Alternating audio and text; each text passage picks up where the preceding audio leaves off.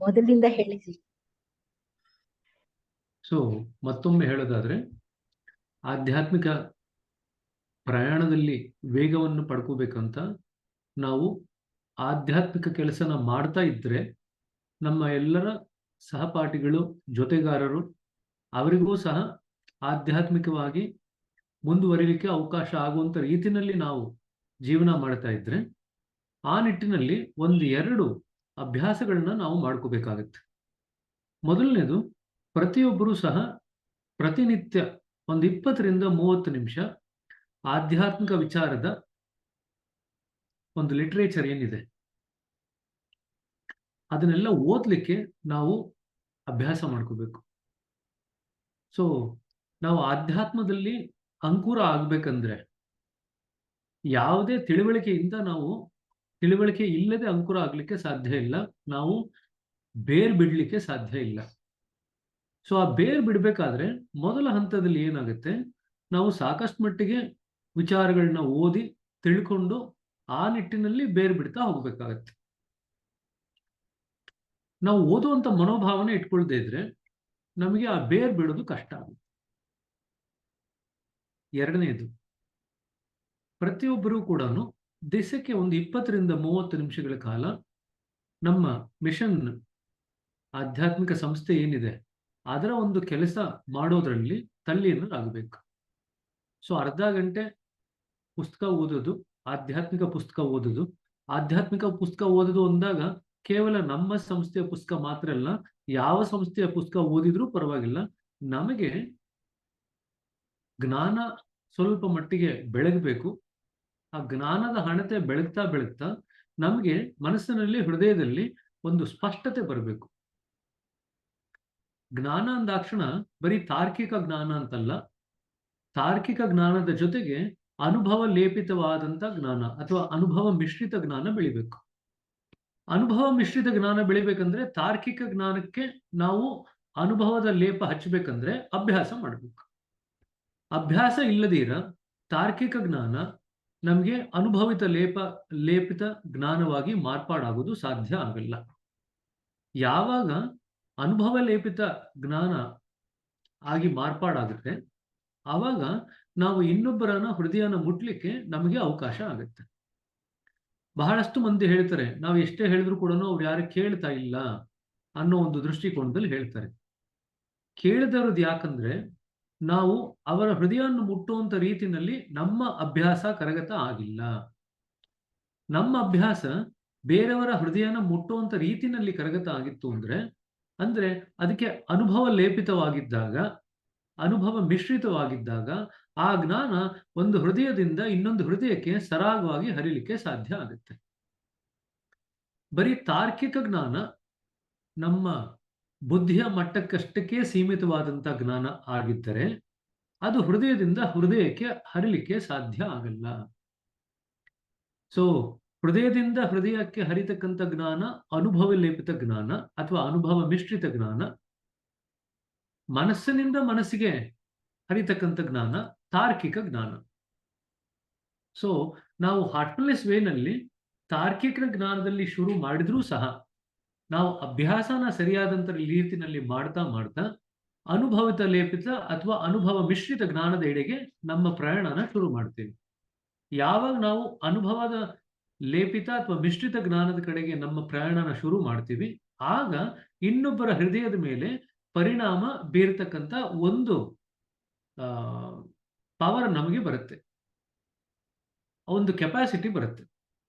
ಇಲ್ಲದೇ ಇದ್ರೆ ನಾವು ಬಹಳಷ್ಟು ಮಂದಿಗೆ ಹಲವಾರು ವಿಚಾರಗಳನ್ನು ಹೇಳ್ತೀವಿ, ಆದ್ರೆ ಅವರು ಯಾವ ಆಳದಲ್ಲಿ ತಗೋಬೇಕೋ ಆ ಆಳದಲ್ಲಿ ತಗೊಳ್ಳೋದು ಸಾಧ್ಯ ಆಗಲ್ಲ. ಅವ್ರು ಯಾವ ಆಳದಲ್ಲಿ ತಗೊಳ್ತಾರಂದ್ರೆ ನಾವ್ ಯಾವ ಆಳಕ್ಕೆ ಹೋಗಿರ್ತೀವೋ ಆ ಆಳದಲ್ಲಷ್ಟೇ ಅವರು ತಗೊಳ್ಳಿಕ್ ಸಾಧ್ಯ. ಸೊ ನಮ್ಮ ಅಂತರಾಳ ಅವರ ಹೃದಯದ ಅಂತರಾಳದಲ್ಲಿ ವ್ಯಕ್ತವಾಗಿ ಆ ಹೃದಯದ ಆಳದಲ್ಲಿ ನೀವು ಪಡ್ತಕ್ಕಂಥ ಅನುಭವ ಮಿಶ್ರಿತ ಅಥವಾ ಲೇಪಿತ ಜ್ಞಾನ ಬೀಜ ಬಿತ್ತಲಾಗುತ್ತೆ. ಸೊ ನಾವು ಹೃದಯದಲ್ಲಿ ಎಷ್ಟು ಮಟ್ಟಿಗೆ ಆಳಕ್ಕೆ ಹೋಗಿರ್ತೀವೋ ಅಷ್ಟೇ ಹೃದಯದ ಮಟ್ಟದಲ್ಲಿ ಆಳದಲ್ಲಿ ನಮ್ಮನ್ನು ಯಾರು ಕೇಳ್ತಾರೆ ಅವರ ಹೃದಯದ ಆಳದಲ್ಲಿ ನಾವು ಬೀಜ ಬಿತ್ತಲಿಕ್ಕೆ ಸಾಧ್ಯ ಆಗುತ್ತೆ. ಈ ದೃಷ್ಟಿಕೋನದಿಂದನೂ ಸಹ ನಾವು ಇವತ್ತೇನು ಮಾತಾಡಿದ್ವಿ, ಅರ್ಧ ಗಂಟೆ ಆ, ಆಧ್ಯಾತ್ಮಿಕ ವಿಚಾರಗಳನ್ನ ಓದಬೇಕು. ಎರಡನೇದು, ಆಧ್ಯಾತ್ಮಿಕ ಕೆಲಸಗಳಲ್ಲಿ ನಾವು ತಲ್ಲೀನರಾಗಬೇಕು. ಈಗ ಆಧ್ಯಾತ್ಮಿಕ ಕೆಲಸಗಳು ನಾವು ತಲ್ಲೀನರಾಗಬೇಕಂದ್ರೆ ಇನ್ನೂ ಆಗದೇ ಇದ್ದಾಗ ನಾವು ಸಿಟ್ಟಿಂಗ್ಸ್ ಕೊಡ್ಲಿಕ್ಕೆ ಆಗಲ್ಲ. ನಮ್ಮ ಅನುಭವನ ನಾವು ಮಾಡ್ಬೋದು. ಬಟ್ ಆದರೆ ಸಿಟ್ಟಿಂಗ್ಸ್ ಕೊಡೋಕ್ಕಾಗಲ್ಲ ಅಂತ ಹೇಳಿ ಮಿಷನ್ ಕೆಲಸ ಯಾರು ಮಾಡದೇ ಇರ್ಲಿಕ್ಕೆ ಸಾಧ್ಯ ಇಲ್ಲ. ಎಲ್ಲರೂ ಕೂಡ ತಮ್ಮ ಸ್ತರದಲ್ಲಿ ತಾವು ಯಾವ ಕೆಲಸ ಮಾಡಲಿಕ್ಕೆ ತಮ್ಮ ಮನಸ್ಸಿಗೆ ತೋಚುತ್ತೋ ಆ ಕೆಲಸನ ಮಾಡಲಿಕ್ಕೆ ಶುರು ಮಾಡ್ತು ಅಂತಂದ್ರೆ ತಾವೂ ಕೂಡ ಆಧ್ಯಾತ್ಮಿಕ ಬೆಳವಣಿಗೆಗೆ ಸಹಾಯ ಮಾಡ್ಕೊಂಡಂಗಾಗತ್ತೆ. ಬೇರೆಯವ್ರಿಗೂ ಸಹ ಇದನ್ನ ತಲುಪಿಸ್ಲಿಕ್ಕೆ ಸಹಾಯ ಮಾಡ್ದಂಗಾಗತ್ತೆ. ಯಾಕಂದ್ರೆ ದಾಜಿಯವರ ಒಂದು ವಿಷನ್ ಏನಪ್ಪಾ ಅಂದ್ರೆ ಹಳ್ಳಿ ಹಳ್ಳಿಗೂ ಇದನ್ನ ತಲುಪಿಸ್ಬೇಕು. ಪ್ರತಿಯೊಂದು ಮನೆಯಲ್ಲೂ ಕೂಡ ಧ್ಯಾನ ಮಾಡತಕ್ಕಂಥ ಆಶ್ರಮವಾಗಿ ಪರಿವರ್ತನೆ ಆಗಬೇಕು ಅಂತ ದಾಜಿಯವರ ಒಂದು ವಿಷನ್. ಅವರ ಒಂದು ಆ ದೃಷ್ಟಿಗೆ, ಆ ಒಂದು ಕೆಲಸಕ್ಕೆ ನಾವೆಲ್ಲರೂ ಕೂಡ ನಮ್ಮ ಕೈಲಾದಂತ ಒಂದು ಸೇವೆಯನ್ನು ಮಾಡಬೇಕು ಅಂತ ಪ್ರಾರ್ಥನೆ ಮಾಡ್ಕೊಳ್ತಾ ಇವತ್ತಿನ ಕಾರ್ಯಕ್ರಮನ ಶುರು ಮಾಡೋಣ. ಹಿಂದಿನ ಕಾರ್ಯಕ್ರಮದಲ್ಲಿ 2ನೇ ಚಕ್ರದ ಬಗ್ಗೆ ಸಾಕಷ್ಟು ಸುವಿಸ್ತಾರವಾಗಿ ಮಾತಾಡಿದ್ವಿ. ಈಗ 2ನೇ ಚಕ್ರದಿಂದ ಬಂಡಿ 3ನೇ ಚಕ್ರದೆಡೆಗೆ ಸಾಗಲಿಕ್ಕೆ ಶುರು ಆಗಿದೆ. ಬಂಡಿ 3ನೇ ಚಕ್ರದ ಎಡೆಗೆ ಸಾಗಲಿಕ್ಕೆ ಶುರು ಆದ ನಂತರ ಯಾವ ಯಾವ ಸ್ಥಿತಿಗಳು ಬರುತ್ತೆ, 3ನೇ ಚಕ್ರದಲ್ಲಿ ಇರತಕ್ಕಂಥ ಗುಣ ವಿಶೇಷತೆಗಳೇನು, ಇದೆಲ್ಲವನ್ನು ಸಹ ಇವತ್ತಿನ ಅಧ್ಯಾಯದಲ್ಲಿ ನಾವು ತಿಳ್ಕೊಳ್ಳೋಣ ಮತ್ತೆ ಚರ್ಚೆ ಮಾಡೋಣಂತೆ. 3ನೇ ಚಕ್ರಕ್ಕೆ ಅಗ್ನಿ ಚಕ್ರ ಅಂತ ಕರೀತಾರೆ. ಯಾಕೆಂತಂದ್ರೆ ಈ 3ನೇ ಚಕ್ರದಲ್ಲಿ ಅಡಕವಾಗಿರ್ತಕ್ಕಂಥ ತತ್ವ ಅಂದ್ರೆ ಅಗ್ನಿ ತತ್ವ. ಅದರ ಬಣ್ಣ ಬಿಳಿ. ಬಿಳಿಯ ಬಣ್ಣದಲ್ಲಿ ನಾವು ಎಷ್ಟೋ ಸತಿ ಬಹಳಷ್ಟು ಮಂದಿಗೆ ಸಿಟ್ಟಿಂಗ್ ಕೊಟ್ಟಾಗ, ಬೈಠಕ್ಗಳನ್ನ ಮಾಡಿದಾಗ, ಎಸ್ಪೆಷಲಿ ವೈಯಕ್ತಿಕ ಬೈಠಕ್ಗಳನ್ನ ಮಾಡಿದಾಗ ನಮಗೆ ಬಿಳಿ ಬಣ್ಣ ಸ್ಪಷ್ಟವಾಗಿ ಕಾಣ್ತಾ ಇತ್ತು, ಮೋಡದಲ್ಲಿ ಇದ್ದಂಗೆ ಆಗ್ತಾ ಇತ್ತು, ಮೋಡದ ತರದ ಬಣ್ಣ ನಮಗೆ ಕಾಣ್ತಾ ಇತ್ತು ಅಂತ ಎಷ್ಟೋ ಸತಿ ಅವ್ರು ರಿಪೋರ್ಟ್ ಮಾಡ್ತಾರೆ. ಇದು ಹೃದಯದ ಎಡಗಡೆ ಮೇಲ್ಗಡೆ ಭಾಗದಲ್ಲಿದೆ. ಇದರ ಮುಖ್ಯವಾದಂತ ಗುಣ ಅಂದ್ರೆ ದ ಡಿಫೈನಿಂಗ್ ಕ್ವಾಲಿಟಿ ಅಂದ್ರೆ ಪ್ರೇಮ. ಬೇರೆ ಕೆಲವು ಭಾವನೆಗಳು ಸಹ ಇದರಲ್ಲಿ ವ್ಯಕ್ತ ಆಗುತ್ತೆ. ಕಂಪ್ಯಾಷನ್ ಅಂದ್ರೆ ಸಹಾನುಭೂತಿ, ಪರಾನುಭೂತಿ,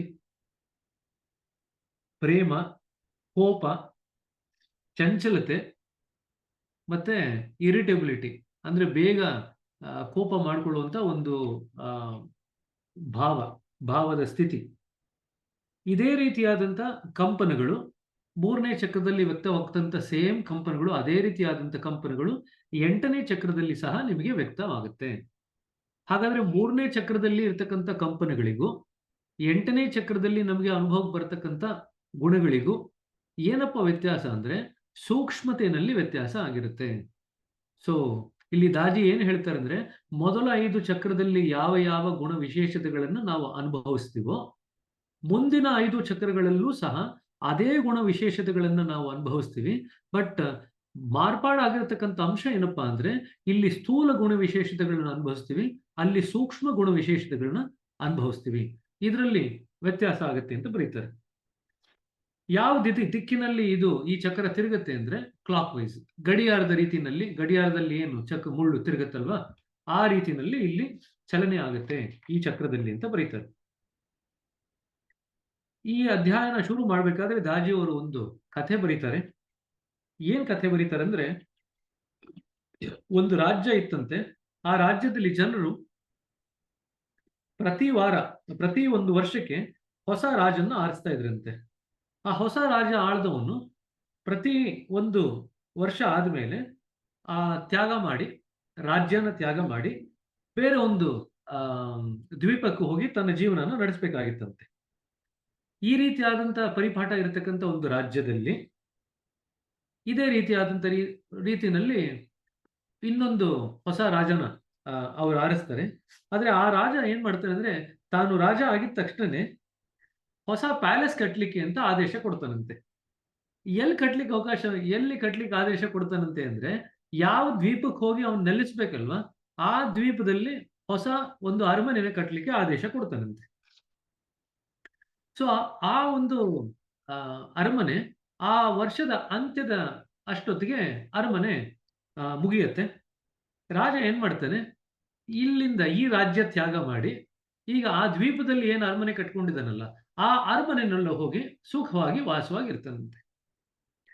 ಅಂದ್ರೆ ಇದರ ತಾತ್ಪರ್ಯ ಏನಪ್ಪಾ ಅಂದ್ರೆ, ನಾವು ಕೇವಲ ಕ್ಷಣಿಕ ಸುಖ ಅಥವಾ ಸಣ್ಣ ಪ್ರಮಾಣದಲ್ಲಿ ಒಂದು ಕಡಿಮೆ ಸಮಯ ನಮ್ಮ ಜೊತೆ ಇರತಕ್ಕಂಥ ಸುಖಕ್ಕೆ, ಟೆಂಪರರಿ ಹ್ಯಾಪಿನೆಸ್ಗೆ ಅಥವಾ ತಾತ್ಕಾಲಿಕವಾದಂಥ ಖುಷಿಗೆ ನಾವು ತೃಪ್ತರಾಗದಿರ ಪರ್ಮನೆಂಟ್ ಹ್ಯಾಪಿನೆಸ್ ಕಡೆಗೆ, ಶಾಶ್ವತವಾದಂಥ ಸುಖದ ಎಡೆಗೆ ನಾವು ನಮ್ಮ ಜೀವನನ ಪ್ರಯಾಣ ಬೆಳೆಸಬೇಕು ಅಂತ ದಾಜಿಯವರು ಈ ಕಥೆಯ ಮುಖಾಂತರ ಹೇಳ್ತಾ ಇದ್ದಾರೆ.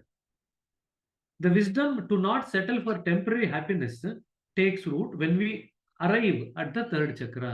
ಮೂರನೇ ಚಕ್ರದಲ್ಲಿ ಮೊದಲು ಏನ್ ವ್ಯಕ್ತ ಆಗುತ್ತೆ ಅಂದ್ರೆ, ತಾತ್ಕಾಲಿಕವಾದಂಥ ಸುಖ, ಶಾಂತಿ ಅಥವಾ ನೆಮ್ಮದಿಗೆ ನಮ್ಮ ಮನಸ್ಸು ತೃಪ್ತಗೊಳ್ಳಲ್ಲ.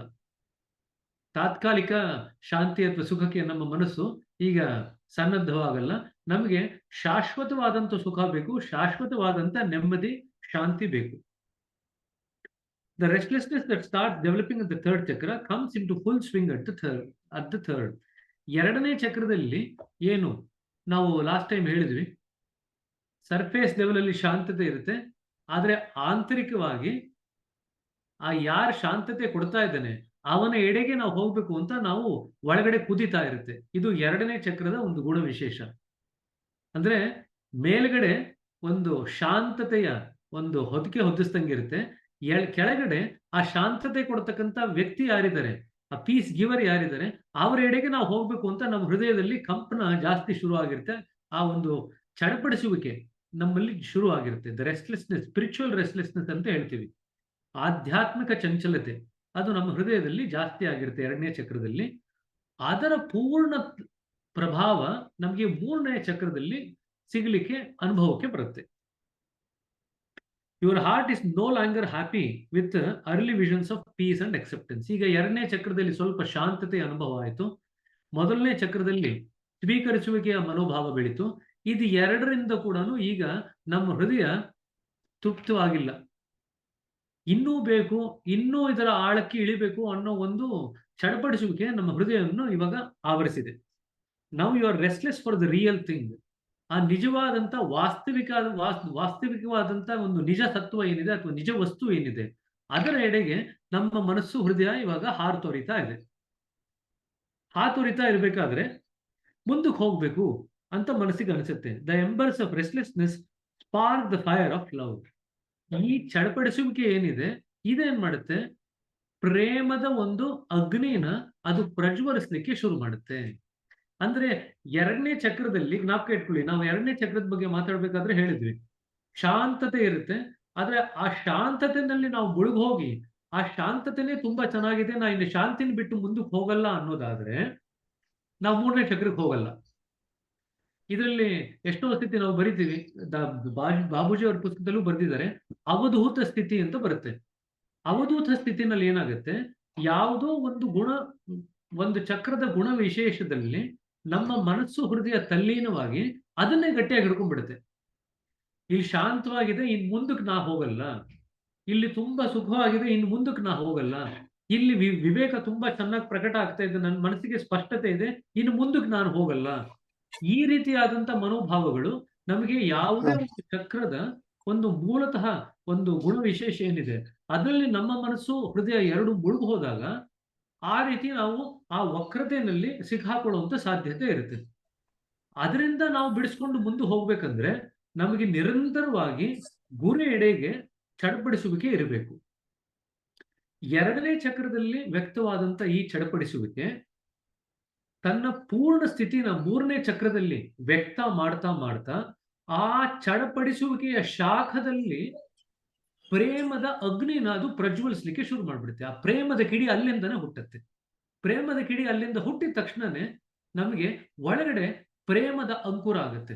ಹಾಗಾದ್ರೆ ನಮಗೆ ಮುಂಚೆ ಪ್ರೇಮ ಇರಲಿಲ್ಲ ಅಂತಲ್ಲ, ಪ್ರೇಮ ಇತ್ತು, ಆದ್ರೆ ಅದರ ಅಭಿವ್ಯಕ್ತತೆ ಆಗ್ತಾ ಇರಲಿಲ್ಲ.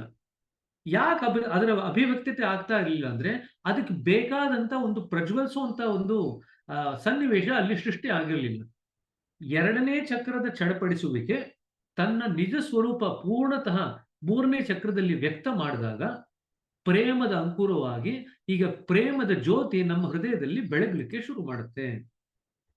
ಈ ಪ್ರೇಮ ಅನ್ನೋದು ಜೀವನದ ಸಾರಸತ್ವ, it's the very essence of life ಅಂತ ಬರೀತಾರೆ ಪೂಜ್ಯ ದಾಜಿಯವರು. ಈಗ ಪ್ರೇಮದ ಬಗ್ಗೆ ಸ್ವಲ್ಪ ಮಟ್ಟಿಗೆ ಉಲ್ಲೇಖ ಮಾಡ್ತಾ ಸ್ವಲ್ಪ ಅದರ ವಿಸ್ತಾರ ಮಾಡ್ತಾ ಹೋಗ್ತಾರೆ. Love is the engine of the life. ಜಗತ್ತು ಚಲನೆ ಮಾಡಬೇಕಾದ್ರೆ ಯಾವುದೋ ಒಂದು ತತ್ವ ಅದರಲ್ಲಿ ಅಡಕವಾಗಿದೆ ಅಂದ್ರೆ ಪ್ರೇಮದ ತತ್ವದ ಆಧಾರದ ಮೇಲೆನೆ ಜಗತ್ತು ನಡೀತಾ ಇದೆ. It's the most beautiful thing we can give or receive.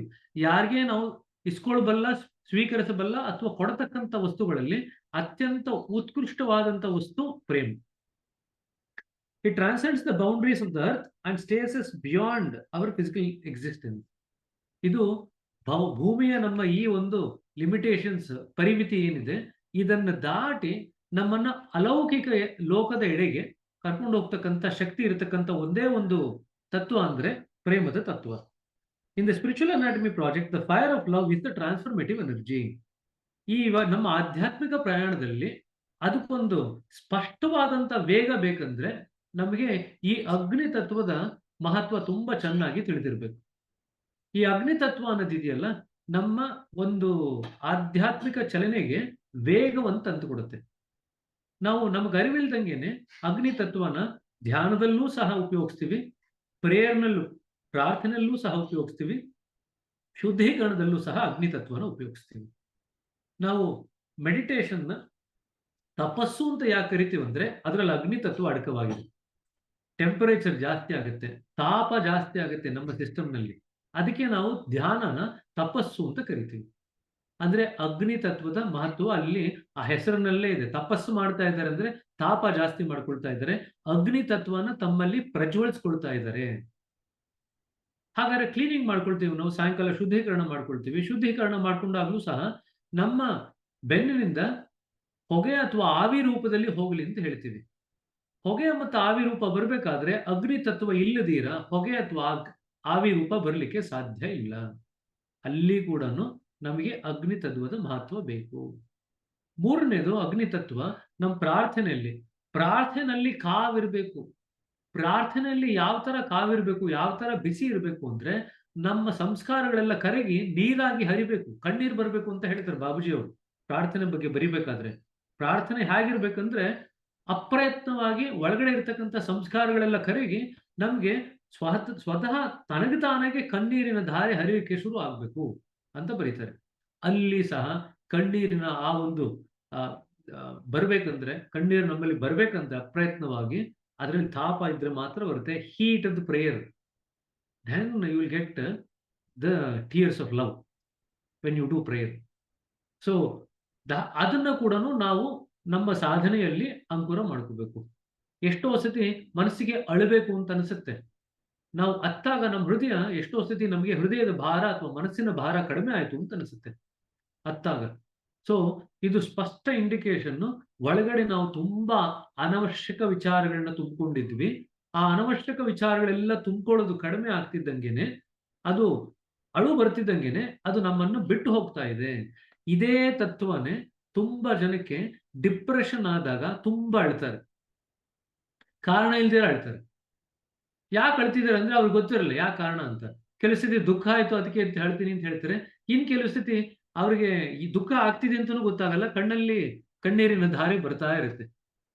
ಯಾಕೆ ಆ ರೀತಿ ಬರುತ್ತೆ ಅಂತ ಯಾವ ತಾನು ನಾವು ಯೋಚನೆ ಮಾಡಿದಾಗ ಏನಾಗಿರುತ್ತೆ ಅಂದ್ರೆ, ಆತಂಕದ ಸನ್ನಿವೇಶದಲ್ಲಿ, ದುಃಖದ ಸನ್ನಿವೇಶದಲ್ಲಿ ನಮಗರಿವಿಲ್ದಂಗೆನೆ ತುಂಬಾ ಯೋಚನೆಗಳನ್ನ ಮಾಡಿ ಓವರ್ ಥಿಂಕಿಂಗ್ ಇರುತ್ತೆ, ಅನ್ನೆಸೆಸರಿ ಥಿಂಕಿಂಗ್ ಇರುತ್ತೆ.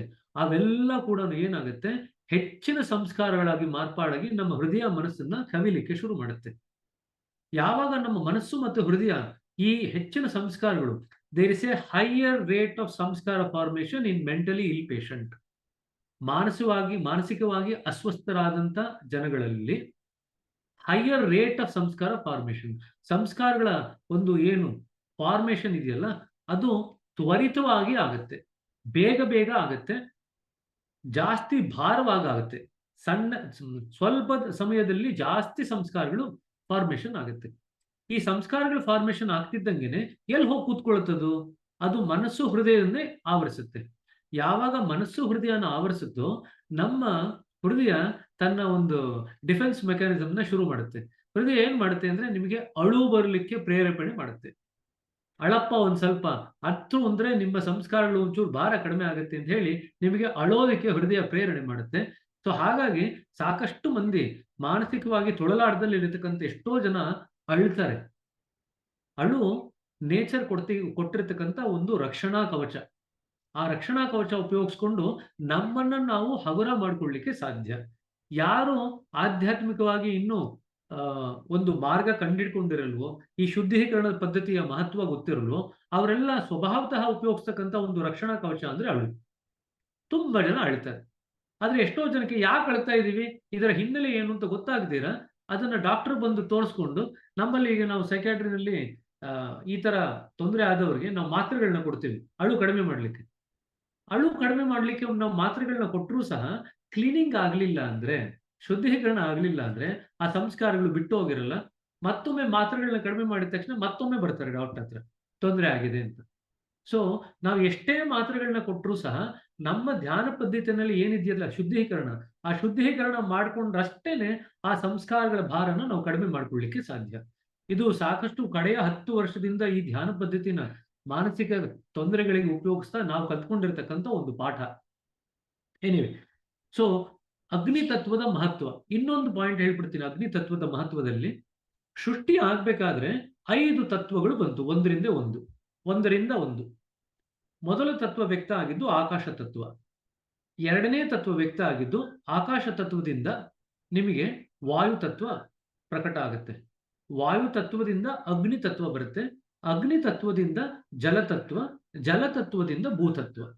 ಸೊ 5 ತತ್ವಗಳು ಆಕಾಶದಿಂದ ಶುರುವಾಗಿ, ಆಕಾಶದಿಂದ ನಂತರ ವಾಯು, ವಾಯುವಿನಿಂದ ಅಗ್ನಿ, ಅಗ್ನಿಯಿಂದ ಜಲತತ್ವ, ಜಲತತ್ವದಿಂದ ಭೂತತ್ವ. ಯಾರು ಈ 5 ತತ್ವಗಳನ್ನ ಸರಿಯಾದಂತ ರೀತಿಯಲ್ಲಿ ಗ್ರಹಿಸ್ತಾರೋ ಅವರಿಗೆ ಆಧ್ಯಾತ್ಮಿಕ ಪ್ರಗತಿ ಮಾಡ್ಕೊಳ್ಳೋದು ಅಷ್ಟೇ ಸುಲಭ ಆಗುತ್ತೆ. ಹಾಗಾದ್ರೆ ಈ ಅಗ್ನಿ ತತ್ವ ಅನ್ನೋದಿದೆಯಲ್ಲ, ಈ 5ರಲ್ಲಿ 3ನೇದು. 2 ಈ ತಕಡಿನಲ್ಲಿದೆ, 2 ಆ ತಕಡಿನಲ್ಲಿದೆ. ಆ ತಕಡಿನ ಭಾರನ ಸ್ವಿಂಗ್ ಮಾಡತಕ್ಕಂಥದ್ದು ಅಗ್ನಿ ತತ್ವ. ಅಗ್ನಿ ತತ್ವನ ಯಾರು ಚೆನ್ನಾಗಿ ಗ್ರಹಿಸ್ಕೊಳ್ತಾರೋ, ಯಾರು ಅದರ ಸದುಪಯೋಗ ಪಡ್ಕೊಳ್ಳೋದನ್ನ ತಿಳ್ಕೊಳ್ತಾರೋ ಅವ್ರ ಆಧ್ಯಾತ್ಮಿಕ ಪ್ರಗತಿ ಮಾಡ್ಕೊಳ್ಳೋದು ಬಹು ಸುಲಭ ಆಗುತ್ತೆ. ಸೊ ಅಗ್ನಿ ತತ್ವದ ಬಗ್ಗೆ ಸಾಕಷ್ಟು ಮಟ್ಟಿಗೆ ತಿಳ್ಕೊಳ್ಳೋದಿದೆ. ಇನ್ಫ್ಯಾಕ್ಟ್ ಮೊನ್ನೆ ಯಾರು ಪ್ರಶಿಕ್ಷಕರು ಕಾಲ್ ಮಾಡಿದಾಗ ಇದೇ ಹೀಟ್ ಬಗ್ಗೆನೇ ಮಾತಾಡ್ತಿದ್ರು. The importance of managing the heat in spiritual journey. ಈ ಶಾಖದ ಒಂದು ಮಹತ್ವ ಏನಿದೆ ನಮ್ಮ ಆಧ್ಯಾತ್ಮಿಕ ಪ್ರಯಾಣದಲ್ಲಿ, ಈ ವಿಚಾರವಾಗಿ ಫೋನಲ್ಲಿ ಮಾತಾಡಿದ್ರು. The importance of managing the heat. ಎಷ್ಟೋ ಸತಿ ನಾವು ತುಂಬಾ ಪದೇ ಪದೇ ನಮಗೆ ಯಾವುದೇ ಒಂದು ಅರಿವಿಲ್ದಿರ ಜಾಸ್ತಿ ಸತಿ ಧ್ಯಾನ ಮಾಡ್ತೀವಿ, ಆದ್ರೆ ಅದರ ಪರಿಣಾಮ ಗೊತ್ತಾಗಲ್ಲ. ಇದು ನಮ್ಮ ಜನಕ್ಕೆ ಒಂದು ಧ್ಯಾನ ಒಳ್ಳೇದು, ಪ್ರಾಣಾಯಾಮ ಒಳ್ಳೇದು ಅಂತ ಯಾರಾದ್ರೂ ಹೇಳ್ಕೊಟ್ಬಿಟ್ರೆ ಅದನ್ನ ಅತಿರೇಕಕ್ಕೆ ತಗೊಂಡು ಹೋಗ್ಬಿಡ್ತಾರೆ. ಸೊ ಧ್ಯಾನ ಒಳ್ಳೇದು ಸರಿ, ಅದನ್ನ ಇತಿಮಿತಿನಲ್ಲಿ ಮಾಡಿ ಶಾಖಾನ ಸರಿಯಾದಂತ ರೀತಿಯಲ್ಲಿ ಬ್ಯಾಲೆನ್ಸ್ ಮಾಡ್ಕೊಳ್ಳುವಂತ ರೀತಿಯಲ್ಲಿ ಧ್ಯಾನ ಉಪಯೋಗಿಸಿದ್ರೆ ಅದು ಒಳ್ಳೇದು. ಇದೇ ತತ್ವ ಪ್ರಾಣಾಯಾಮಕ್ಕೂ ಸಹ ಅನ್ವಯ ಆಗುತ್ತೆ. ಧ್ಯಾನ ಮತ್ತು ಪ್ರಾಣಾಯಾಮ ಎರಡೂ ಕೂಡ ಮನಸ್ಸು ಹೃದಯದ ಮೇಲೆ ಸಾಕಷ್ಟು ಪರಿಣಾಮ ಬೀರತಕ್ಕಂಥ 2 ಕ್ರಿಯೆಗಳು. ಅದು ಎಷ್ಟು ಸೂಕ್ಷ್ಮ ಕ್ರಿಯೆಗಳು ಅಂದ್ರೆ ಅದನ್ನ ಸರಿಯಾದ ನಿಟ್ಟಿನಲ್ಲಿ ಉಪಯೋಗಿಸಲಿಲ್ಲ ಅಂದ್ರೆ ಅದು ಮಾರಕ ಕೂಡ ಆಗ್ಲಿಕ್ಕೆ ಸಾಧ್ಯ ಇದೆ. ನಮ್ಮಲ್ಲೇ ನಾವು ಮಾನಸಿಕ ರೋಗಗಳ ವಿಭಾಗದಲ್ಲಿ ಕೆಲಸ ಮಾಡ್ತಾ ಮಾಡ್ತಾ ಧ್ಯಾನನ ಅತಿರೇಕಕ್ಕೆ ತಗೊಂಡು ಹೋಗಿ ಮಾನಸಿಕ ಸಮತೋಲನ ಏನಿದೆ ಅದನ್ನ ಕಳ್ಕೊಂಡು ಮಾನಸಿಕ ಕಾಯಿಲೆ ಬರ್ಸ್ಕೊಂಡು ನಮ್ಮ ಹತ್ರ ಬಂದು ಟ್ರೀಟ್ಮೆಂಟ್ ತಗೊಂಡಿರೋನು ನೋಡಿದ್ದೀವಿ. ಸೊ ಯಾವುದೂ ಕೂಡ ಅತಿರೇಕಕ್ಕೆ ತಗೊಂಡು ಹೋಗಬಾರ್ದು. ಎಲ್ಲವನ್ನೂ ಸಹ ಇತಿಮಿತಿನಲ್ಲಿ ಒಂದು ನಿಗರಾಣಿನಲ್ಲಿ ಮಾಡಬೇಕು, ಸೂಪರ್ವಿಷನ್ ನಲ್ಲಿ ಮಾಡಬೇಕು. ಧ್ಯಾನ ಮತ್ತು ಪ್ರಾಣಾಯಾಮ ಇವೆರಡೂ ಕೂಡ ನಾವು ಬೇರೆಯವರ ಒಂದು ಸೂಪರ್ವಿಷನ್ ಅಥವಾ ನಿಗರಾಣಿಯಲ್ಲಿ ಮಾಡಲಿಲ್ಲ ಅಂದ್ರೆ ರಿಸ್ಕ್ ಜಾಸ್ತಿ ಇರುತ್ತೆ. ಇದು ಜ್ಞಾಪಕ ಇಟ್ಕೋಬೇಕಾದಂತ ಒಂದು ವಿಚಾರ, ಯಾಕೆಂದ್ರೆ ಇದು ಅಗ್ನಿ ತತ್ವಕ್ಕೆ ಸಂಬಂಧಪಟ್ಟಿದ್ದು. So you have to learn. One of the principles to learn as we progress in meditation is how to manage the heat that is generated by the practice of the system of meditation. ಧ್ಯಾನ ಮಾಡಿದಾಗ ಶಾಖ ಉತ್ಪತ್ತಿ ಆಗುತ್ತೆ. ಆ ಶಾಖನ ಯಾವ ರೀತಿ ನಾವು manage ಮಾಡಬೇಕು, ಯಾವ ರೀತಿ ನಮ್ಮ ಸದುಪಯೋಗ ಪಡ್ಕೋಬಹುದು ಆ ಶಾಖದಿಂದ. ಈಗ ಗ್ಯಾಸ್ನಲ್ಲಿ ಇದೆ, ಗ್ಯಾಸ್ನಲ್ಲಿ ನಾವು ಅಡಿಗೆ ಮಾಡ್ತೀವಿ.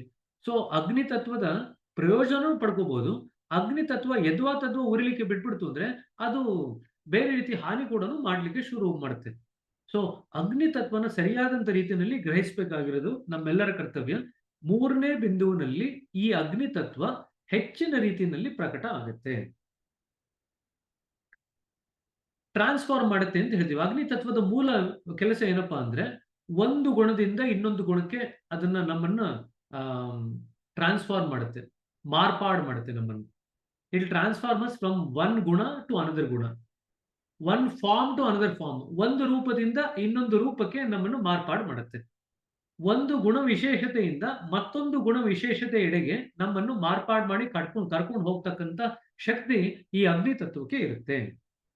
When we reach the fire chakra, we gain a true perspective of love that is beyond what we previously understood. ಪ್ರೇಮದ ನಿಜವಾದ ಪರಿಭಾಷೆ ನಾವು ಮೂರನೇ ಚಕ್ರದಲ್ಲಿ ಅಗ್ನಿ ತತ್ವನ ಪ್ರಕಟ ಮಾಡಿಕೊಂಡ ಮೇಲೆ ನಮಗೆ ಅದರ ಪರಿಭಾಷೆ ಗೊತ್ತಾಗುತ್ತೆ. ಸಾಮಾನ್ಯವಾಗಿ ನಮ್ಮ ಮಾನವ ಸ್ತರದಲ್ಲಿ ಹ್ಯೂಮನ್ ಲವ್ ಬಗ್ಗೆ ನಮಗೆ ಗೊತ್ತಿರುತ್ತೆ. ಆದ್ರೆ ನಾವು ಆಧ್ಯಾತ್ಮಿಕವಾಗಿ ಪ್ರಗತಿ ಮಾಡ್ತಾ ಮಾಡ್ತಾ ದೈವಿಕವಾದಂತ ಒಂದು ಪ್ರೇಮದ ಒಂದು ನೆಲೆನ ನಾವು ಕಂಡುಕೊಳ್ಳಿಕ್ಕೆ, ಅನುಭವಿಸ್ಲಿಕ್ಕೆ ನಾವು ಶುರು ಮಾಡ್ತೀವಿ. It is A flame of pure feeling that Ken be poured out without. ಹಾಗಾದ್ರೆ ದೈವಿ ಪ್ರೇಮ ಅಂದ್ರೆ ಏನು ಅಂತ ದಾಜಿಯವರು ಇಲ್ಲಿ ಒಂದು ಡೆಫಿನೇಷನ್ ತರ ಕೊಡ್ತಾರೆ. It is A flame of pure feeling that Ken be poured out with confidence and will never disappoint us. ಆ ಪ್ರೇಮ ಎಂಥದ್ದು ಅಂದ್ರೆ ಇಟ್ ಈಸ್ ಎ ಫ್ಲೇಮ್, ಅದೊಂದು ಜ್ಯೋತಿ ತರ. ಯಾವ ಜ್ಯೋತಿ? ಪವಿತ್ರವಾದಂತ ಭಾವನೆ ಇರ್ತಕ್ಕಂಥ ಒಂದು ಜ್ಯೋತಿ. ಆ ಭಾವನೆ ಇರ್ತಕ್ಕಂಥ ಒಂದು ಜ್ಯೋತಿ, a flame of pure feeling, ಪವಿತ್ರತೆಯ ಭಾವನೆ ಇರ್ತಕ್ಕಂಥ ಒಂದು ಜ್ಯೋತಿ. It can be poured out with confidence. ಯಾರಿಗೆ ಬೇಕಾದ್ರೂ ನಾವು ಅದನ್ನು ಕೊಡಬಹುದು. ನಮಗೆ ಲಾಸ್ ಆಗತ್ತೆ ಅಂತ ತಿಳ್ಕೊಳ್ಳುವಂತ ಅವಶ್ಯಕತೆ ಇಲ್ಲ. ನೀವು ಎಷ್ಟು ಕೊಟ್ರೆ ಅಷ್ಟೇ ಹೆಚ್ಚಿಗೆ ನಿಮ್ಮ ಹೃದಯದಲ್ಲಿ ಹರಿಯುತ್ತದೆ.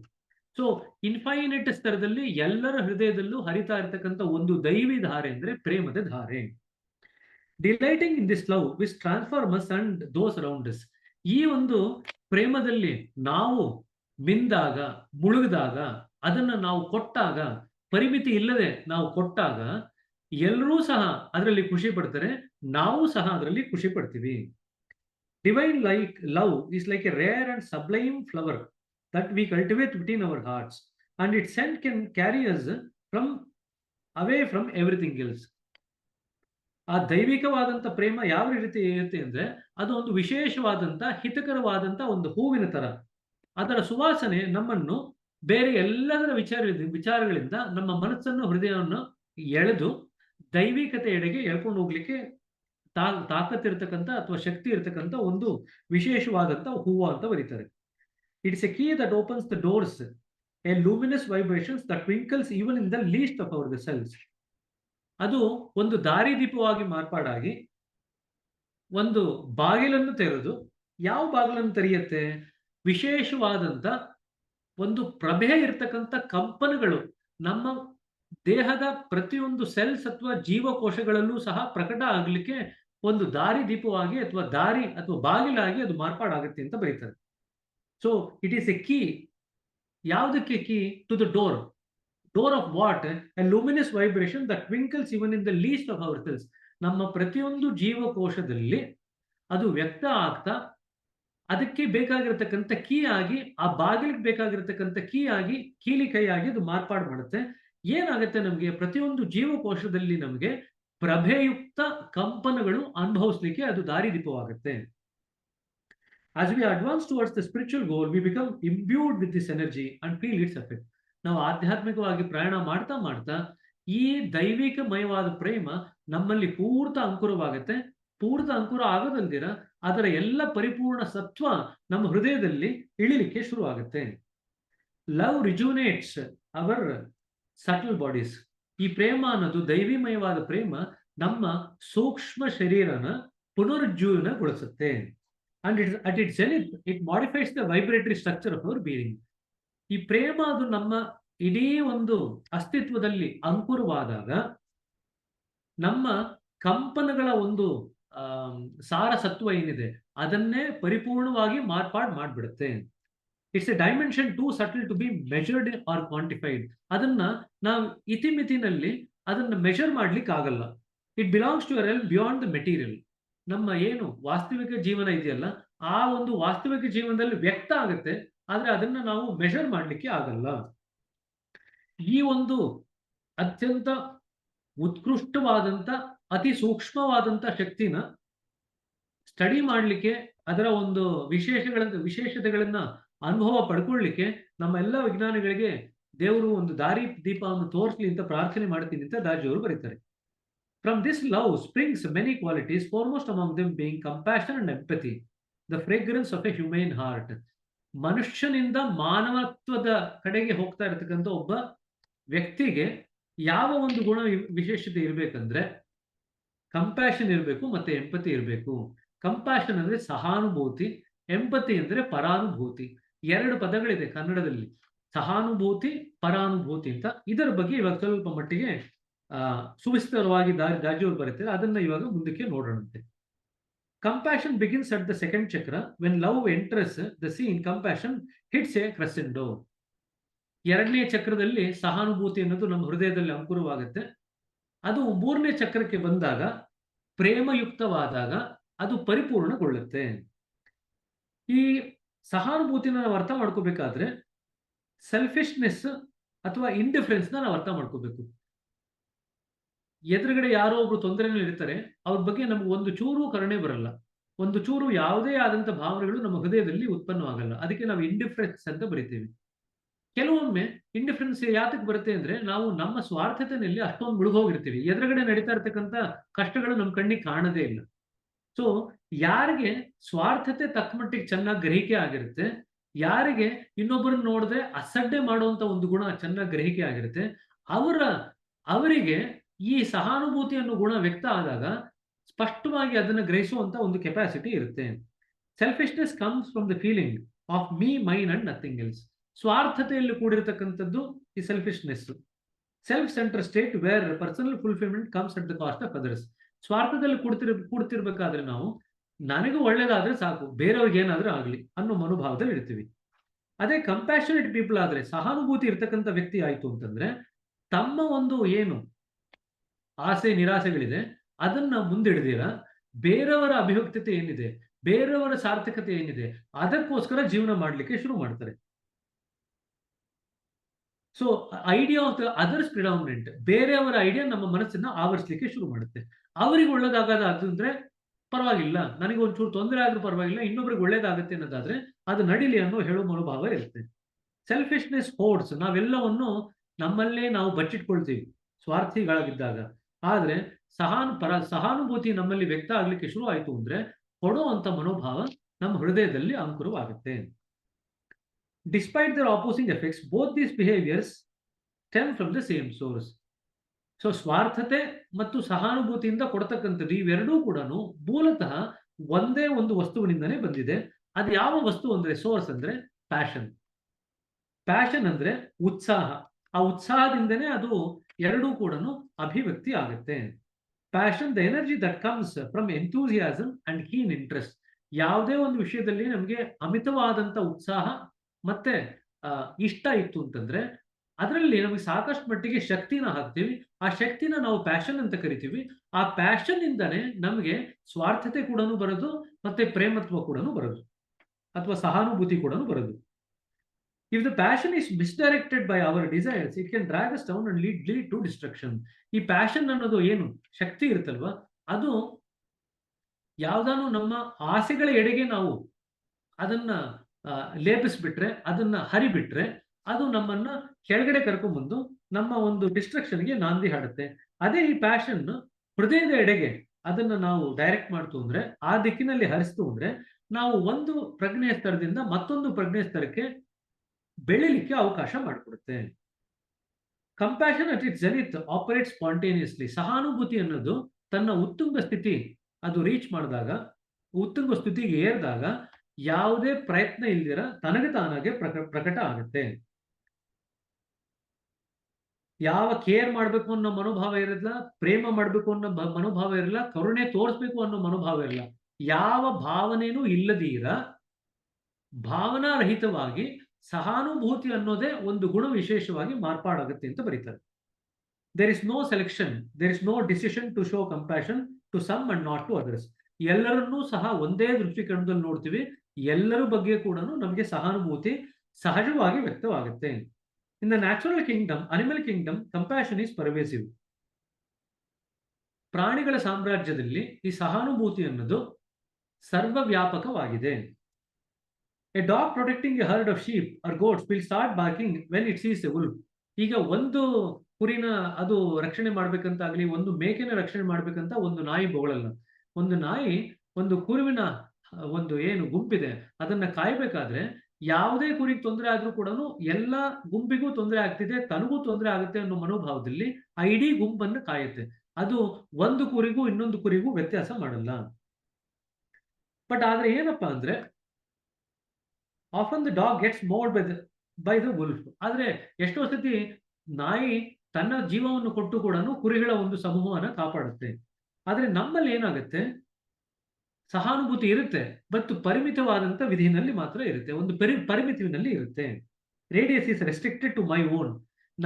ನನ್ನ ಫ್ಯಾಮಿಲಿ, ನನ್ನ ಕಮ್ಯುನಿಟಿ, ನನ್ನ ರೋಡ್ನಲ್ಲಿ ಇರ್ತಕ್ಕಂಥವ್ರು, ನನ್ನ ಕುಟುಂಬದವರು, ನನ್ನ ಸ್ನೇಹಿತರು, ಈ ಒಂದು ಪರಿಮಿತಿನಲ್ಲಿ ಮಾತ್ರ ನಮ್ಮ ಸಹಾನುಭೂತಿ ಇರುತ್ತೆ.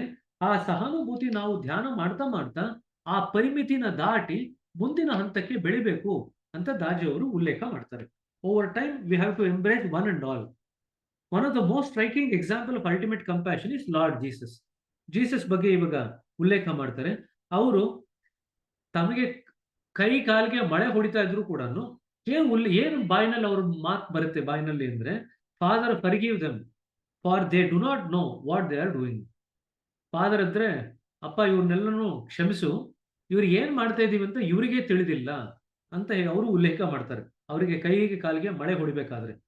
This is an epitome of compassion where one empathizes and forgives others without resentment or judgement. ಇದು ಸಹಾನುಭೂತಿ ನಮಗೆ ಉತ್ತುಂಗದ ಒಂದು ತುದಿಗೆ ಹೋದಾಗ ಈ ರೀತಿಯಾಗಿ ಅಭಿವ್ಯಕ್ತತೆ ಆಗುತ್ತೆ, ಪರಾನುಭೂತಿಯಾಗಿ ಮಾರ್ಪಾಡಾಗುತ್ತೆ. ನಾವು ಯಾವ ರೀತಿ ಸಹಾನುಭೂತಿ ವ್ಯಕ್ತಪಡ್ತೀವಿ ಅದು ಕೂಡ ಮ್ಯಾಟರ್ ಆಗುತ್ತೆ. ಸಹಾನುಭೂತಿನ ತೋರಿಸ್ಬೇಕಾದ್ರೆ ನಾವು ಹೃದಯನ ಭಾರ ಇಟ್ಕೊಂಡು ವ್ಯಕ್ತ ಮಾಡಿದಾಗ ಅದರ ಅನುಭವನೇ ಬೇರೆ ರೀತಿ ಆಗುತ್ತೆ. ಅದೇ ನಾವು ಖುಷಿಯಾಗಿ ಸಹಾನುಭೂತಿ ತೋರಿಸಿದಾಗ ಅದರ ಅನುಭವನೇ ಬೇರೆ ಆಗುತ್ತೆ. ನಾವು ಪಾಸಿಟಿವ್ ಆಟಿಟ್ಯೂಡ್, ಸಕಾರಾತ್ಮಕ ಧೋರಣೆ ಇಟ್ಕೊಂಡು ನಾವು ಅದನ್ನ ಕೊಟ್ಟಾಗ ಕೊಡೋರ್ಗೂ ಅದು ಆಧ್ಯಾತ್ಮಿಕ ಪ್ರಗತಿಯನ್ನು ಉಂಟು ಮಾಡುತ್ತೆ, ತಗೊಳ್ಳೋರ್ಗೂ ಸಹ ಆಧ್ಯಾತ್ಮಿಕ ಪ್ರಗತಿಯನ್ನು ಉಂಟು ಮಾಡುತ್ತೆ. ನಾವು ಸಹಾನುಭೂತಿ ತೋರಿಸ್ಬೇಕಾದ್ರೆ ಇನ್ನೊಬ್ಬರ ಹೃದಯದ ಮೇಲೆ ಭಾರ ಆಗದೇ ಇರುವಂತ ರೀತಿಯಲ್ಲಿ ಸಹಾನುಭೂತಿ ತೋರಿಸ್ಬೇಕು ಅಂತ ಕೂಡ ಅವ್ರು ಬರೀತಾರೆ. When giving to those in need, it is important to ensure that they do not feel obligated or indebted. ಯಾರು ನಮ್ಮ ಹತ್ರ ಇಸ್ಕೊಳ್ತಾರಲ್ವಾ ಆ ಸಹಾನುಭೂತಿಯನ್ನು ಸ್ವೀಕರಿಸುವಂತ ವ್ಯಕ್ತಿ ನಮಗೆ ಅವರು ಬಾಧ್ಯರಾಗಬಾರ್ದು, ಆ ಬಾಧ್ಯತೆ ಅನ್ನೋ ಮನೋಭಾವ ಅವ್ರ ಹೃದಯದಲ್ಲಿ ಬರಬಾರ್ದು ಅನ್ನೋ ಒಂದು ರೀತಿಯಲ್ಲಿ ನಾವು ಕೊಡಬೇಕಾಗತ್ತೆ. ಅಂದ್ರೆ ಯಾವುದೇ ರೀತಿಯಾದಂತ ಭಾರ ಅಥವಾ ಫೋರ್ಸ್ ಆ ಸಹಾನುಭೂತಿನಲ್ಲಿ ಇರಬಾರ್ದು. ಸಹಾನುಭೂತಿನಲ್ಲಿ ಯಾವ್ದಾದ್ರು ಫೋರ್ಸ್ ಇತ್ತು ಅಂತಂದ್ರೆ ಅವ್ರು ನಮ್ಗೆ ಬಾಧ್ಯರಾಗ್ತಾರೆ. ಅವ್ರು ನಮ್ಗೆ ಇಷ್ಟೆಲ್ಲ ಮಾಡಿದಾರಲ್ಲ, ನಾವು ಅವ್ರಿಗೇನೋ ಇಷ್ಟು ಮಾಡ್ಬೇಕು ಅನ್ನೋ ಒಂದು ಮನೋಭಾವ ಬೆಳಿಲಿಕ್ಕೆ ಶುರು ಆಗುತ್ತೆ.